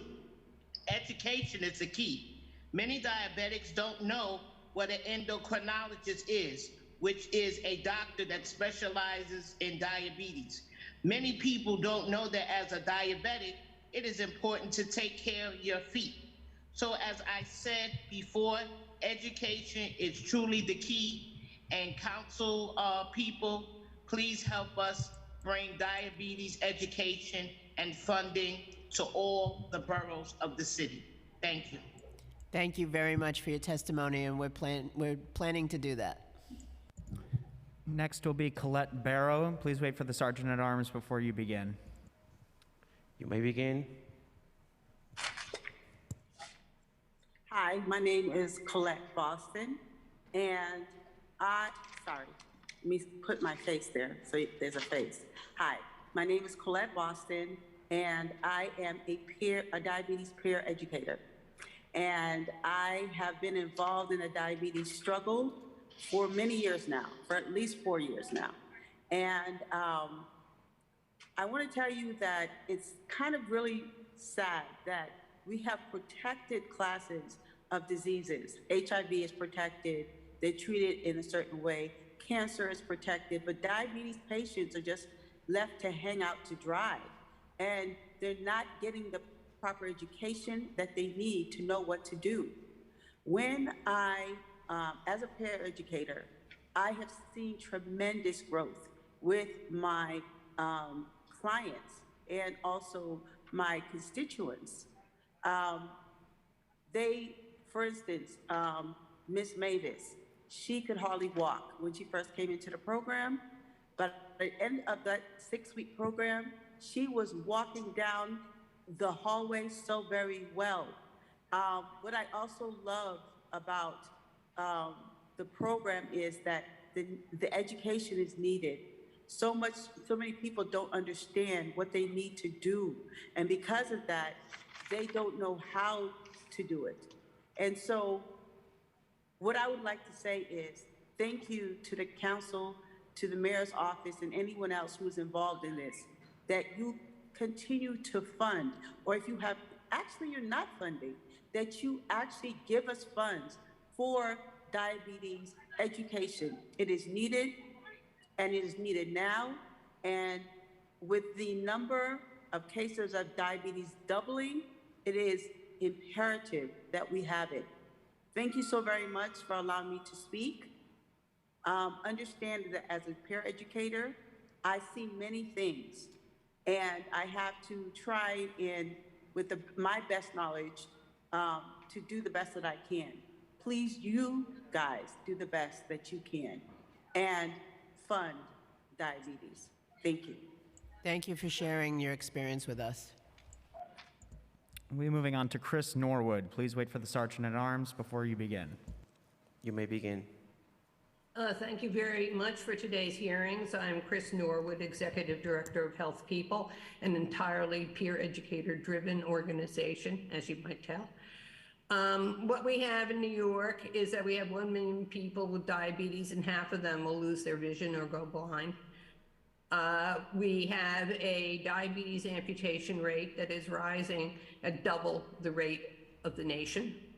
What we do not have is widespread, readily available self-management education that we know lowers blood sugar and slashes complications when it is delivered by community groups right in the neighborhoods that need it most. It is very distressing, the first 2 peers with their eyes. They slashed their A1Cs. They lost a lot of weight and they kept it off. But it was too late. The eyes go first. And every minute while we're sitting here, people who've just been diagnosed are not receiving good self-management education that they need to get their blood sugar in control right away, which is the only way to avoid eye problems in the future. For the council to finally recognize the importance of diabetes is crucial. The administration has made crucial steps, including the lifestyle medicine program and reforming food in major institutions like schools and public hospitals.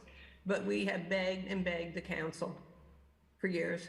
We begged this council too. We have begged administrations for years to make it possible for communities themselves to deliver real effective self-care education. We really use the Diabetes Self-Management Program, or DSMP, because that can be entirely peer delivered, which I believe is crucial. And it not only lowers blood sugar, but slashes emergency room visits, hospitalizations, complications, to the extent that it reduces new cases of kidney disease by 90%.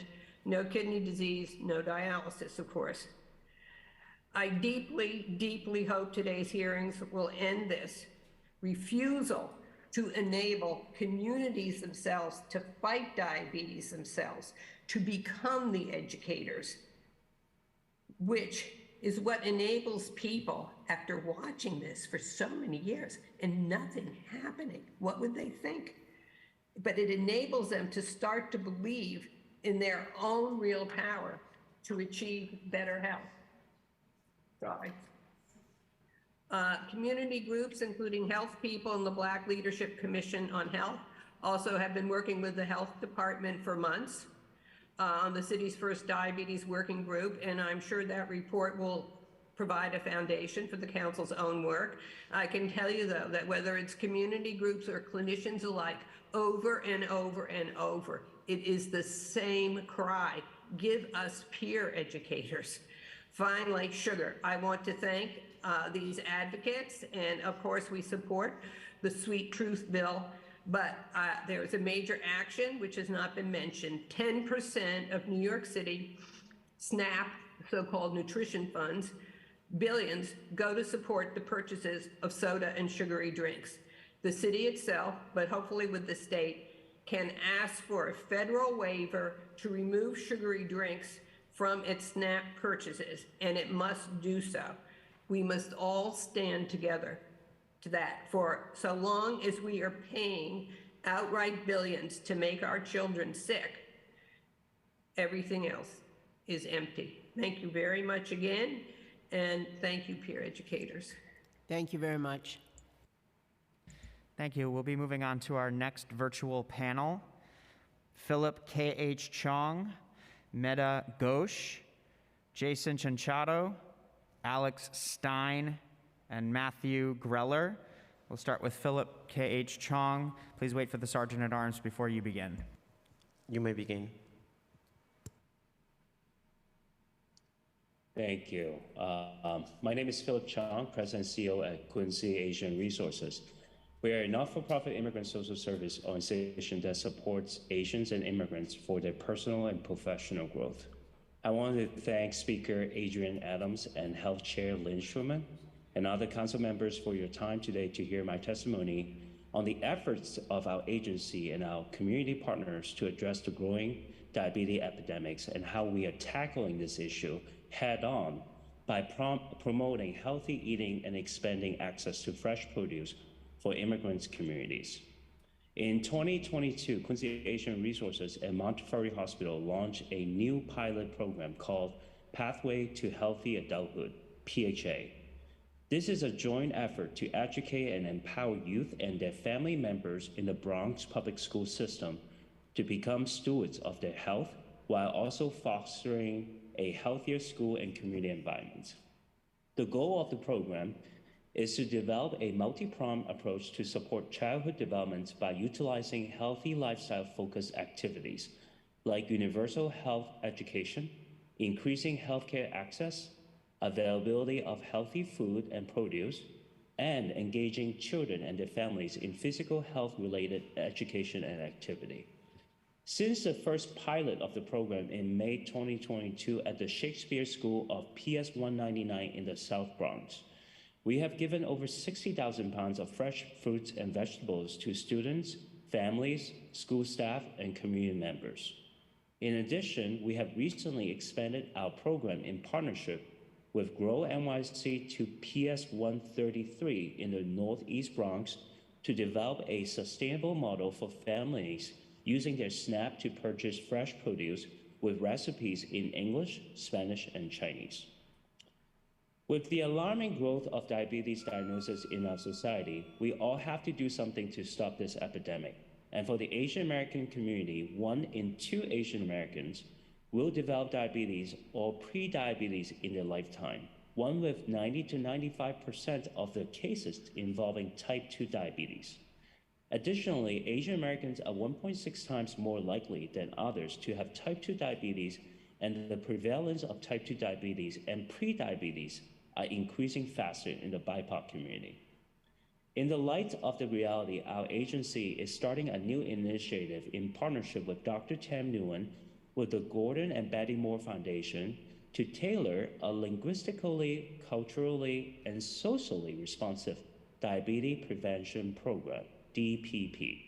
The Diabetes Prevention Program is an evidence-based, self-management, lifestyle intervention that focuses on losing 5 to 7% of the body weight through dietary changes and increased physical activity. I also want to take a moment to thank Councilmember Sandra Ng and Speaker Adams for their support of our work to provide more language access services and programs for Asians and immigrants to overcome these cultural and linguistic barriers through discretionary funding. Now more than ever, our work to provide education and intervention for diverse communities plays an important role in the city's fight against obesity and curbing the diabetes epidemics.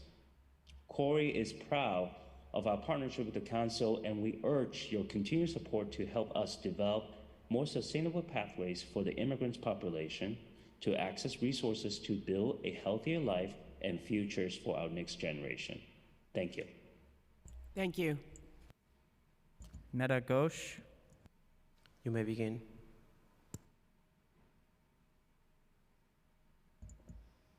Meta, are you there? Yeah, I wasn't muted. But good afternoon. My name is Metha Ghosh, and I'm the Senior Policy Coordinator for Health at the Coalition for Asian American Children and Families, otherwise known as CACF.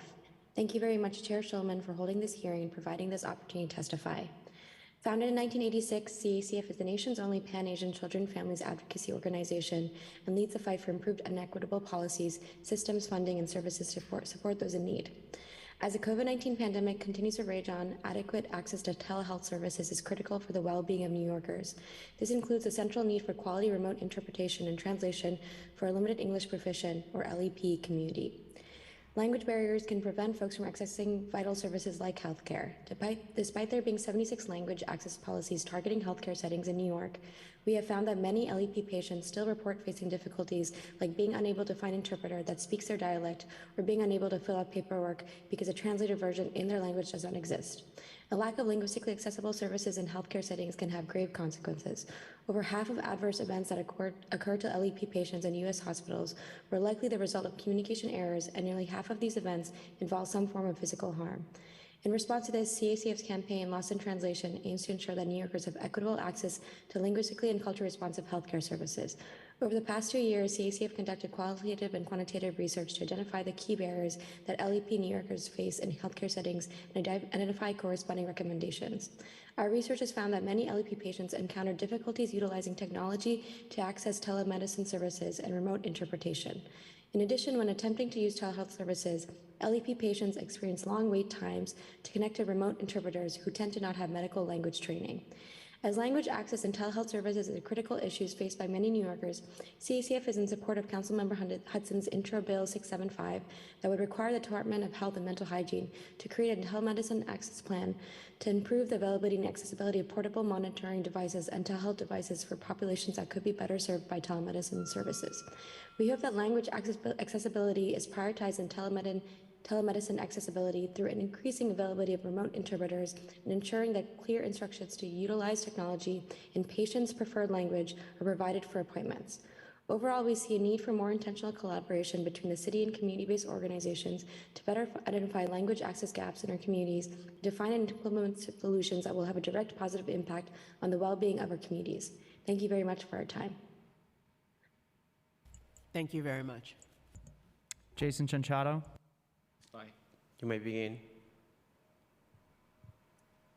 Hello, Chair Schulman and council members. Thank you so much for the opportunity to testify. I'm Jason Sanciato, the Vice President of Communications and Policy at Gay Men's Health Crisis, founded in 1982 as the world's first HIV and AIDS services organization. I'm here to briefly talk about the intersection of HIV and diabetes.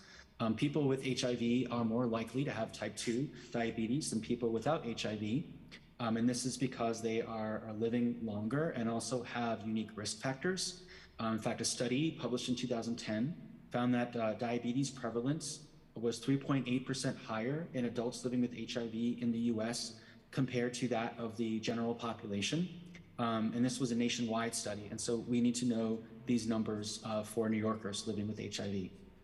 The risk factors for diabetes in people living with HIV include if they previously were prescribed older generation protease inhibitors and nucleoside reverse transcript inhibitors, as well as experience of lipodystrophy and hepatitis C co-infection. Compared to individuals without HIV, an increased risk of diabetes has been noted with weight gain and or chronic inflammation, which can occur as a result of some antiretroviral therapies. Diabetes is a significant comorbidity in people living with HIV and adds to their already heightened risk of cardiovascular disease. HIV-specific factors, including interactions of antiretroviral therapy with medications that either treat diabetes and or prevent cardiovascular disease, is also going to need to be evaluated.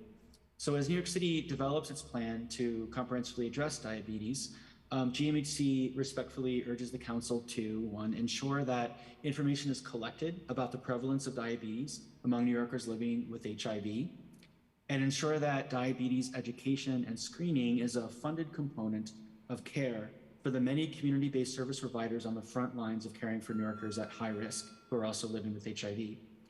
Diabetes education and screening can be a fundamental part of what's done at HIV testing clinics, as part of expanded meals and nutrition support, and as public education and awareness campaigns run by the community-based organizations that New Yorkers trust, as was so successful in the recent Mpox outbreak. So thanks again, and I look forward to continuing the conversation. Thank you very much. Thank you. We'll be moving on to our final panel.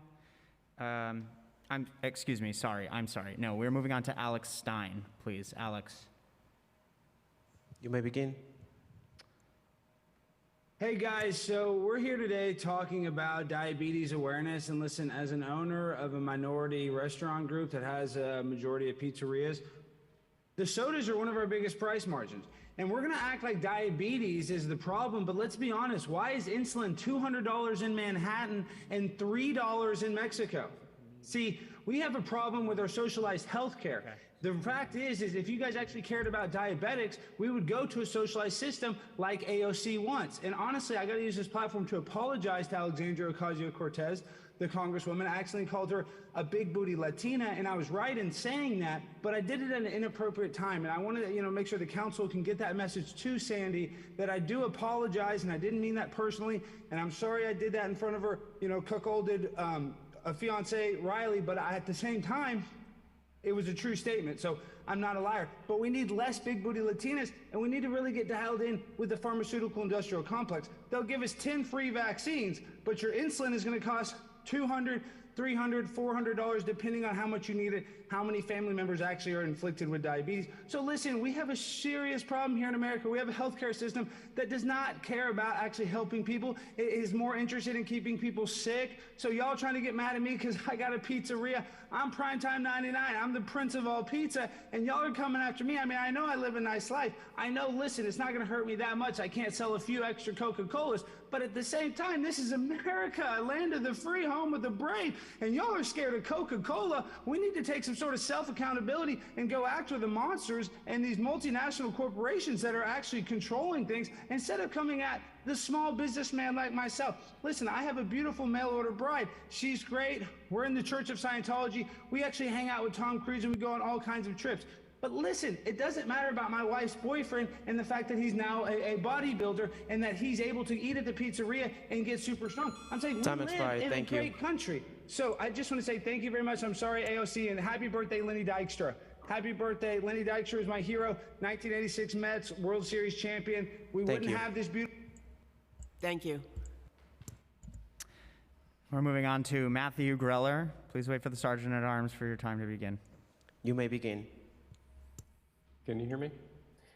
Good afternoon, Chair Schulman and members of the committee. My name is Matt Greller, and I'm here representing NATO, Theater Owners of New York State. This is not the NATO in Europe, but rather the trade association representing New York City's movie theaters. Unfortunately, the pandemic acutely harmed the movie theater industry. The quantity of new releases is down 35%, an estimated 10% of the audience may never return, and the nationwide box office is down 40% from 2019, which itself was a down year. With less content, more at-home competition, there are less patrons and theaters see less revenue. Despite the good intentions behind Intro 687, we believe that another warning icon may cause confusion and could contribute to a crowded menu and a less crowded theater. Obesity and diabetes are complex public health problems, and the rates are far too high in New York City, particularly in communities of color. However, we don't think another warning icon helps enough. Most movie theater candy comes prepackaged, and newly revised labels include the amount of total and added sugars. Instead of another warning icon, we suggest amending the already existing sign from the Affordable Care Act to include meaningful and actionable information about both sugar and allergens. Additionally, including a QR code on the existing sign can provide even further information about every menu item to customers at the point of sale. We believe that greater information and greater context can have a greater impact. Our written testimony suggests adding language to this existing sign, and that language includes adding the amount of sugar that should be consumed each day by calories, teaspoons, and grams, as well as the presence of allergens. These changes could educate the public about how much sugar they should eat per day, alert patrons to the presence of allergens, and easily allow all customers to find out about other ingredients through the QR code. Instead of a sugar warning icon today and potentially more warning icons for other ingredients tomorrow, why not do it all at once with just one sign that is already mandated? Using just one sign will help theaters with certainty and prevent cluttering the already crowded space on the menu board and possibly confusing patrons. Plus, the QR code could help businesses more readily comply, which would eliminate the need for updating the 90-day reporting requirement. This would provide readily usable, understandable, and actionable information for all New Yorkers. We respectfully urge the Council to forego the single ingredient warning icon. Instead, we suggest this more comprehensive approach. One sign, all nutrition information, specific daily sugar intake information, and allergen information. It will promote more education, less confusion, less cost, and less clutter. Thank you. Thank you very much. Thank you. We're moving on to our final virtual panel. Inderjeet Singh and Dr. Avinia Moody. Please wait for the Sergeant at Arms before you begin. Inderjeet. You may begin.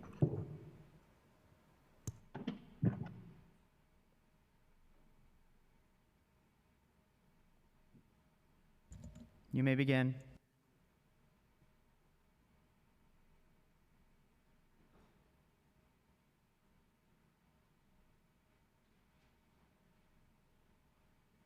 Hello?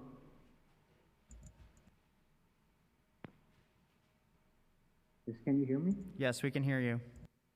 Yes, hi. My name is Inderjeet Singh, and I serve as the Community Affairs Coordinator for United Seats. United Seats is a UN-affiliated international nonprofit organization based on human development and advocacy organization that aims to empower those in need, especially disadvantaged and minority communities around the world. Our faith fuels our commitment to aid and advocate for the spiritual, social, and economic empowerment of these communities, and it is for these reasons that us here at United Seats strongly support Intro 687, also known as the Sweet Truth Bill. We know that sugary beverages and foods with high amounts of added sugars contribute to many serious health problems, including type 2 diabetes, heart disease, liver disease, several forms of cancer, and tooth decay. We also know that underserved and underprivileged neighborhoods in New York City tend to have more of the chain restaurants that serve and aggressively market these foods and beverages. As you may know, we worked extensively during the height of the COVID pandemic to help communities ravaged by that disease. Those efforts have included promoting and facilitating COVID vaccinations, and mobile testing.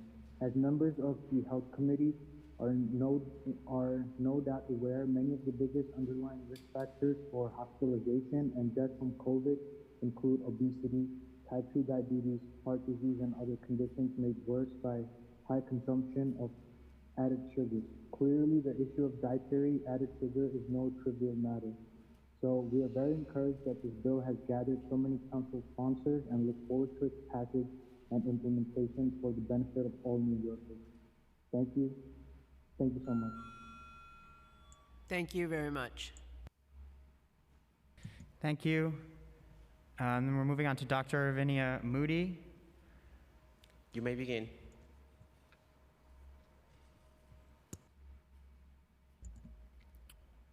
Dr. Moody. Okay, Dr. Moody is not present. At this time, if there's anyone who is on Zoom and would like to speak but who has not had their name called, please indicate that you would like to speak using the Zoom raise hand function.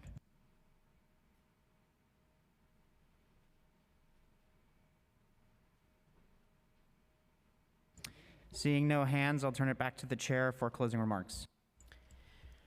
I want to thank the administration. I want to thank Commissioner Vasan and his team at the Department of Health and Mental Hygiene for coming and testifying today. I want to thank all the panelists. They had amazing stories and a lot of information to share, and we're going to take that all back.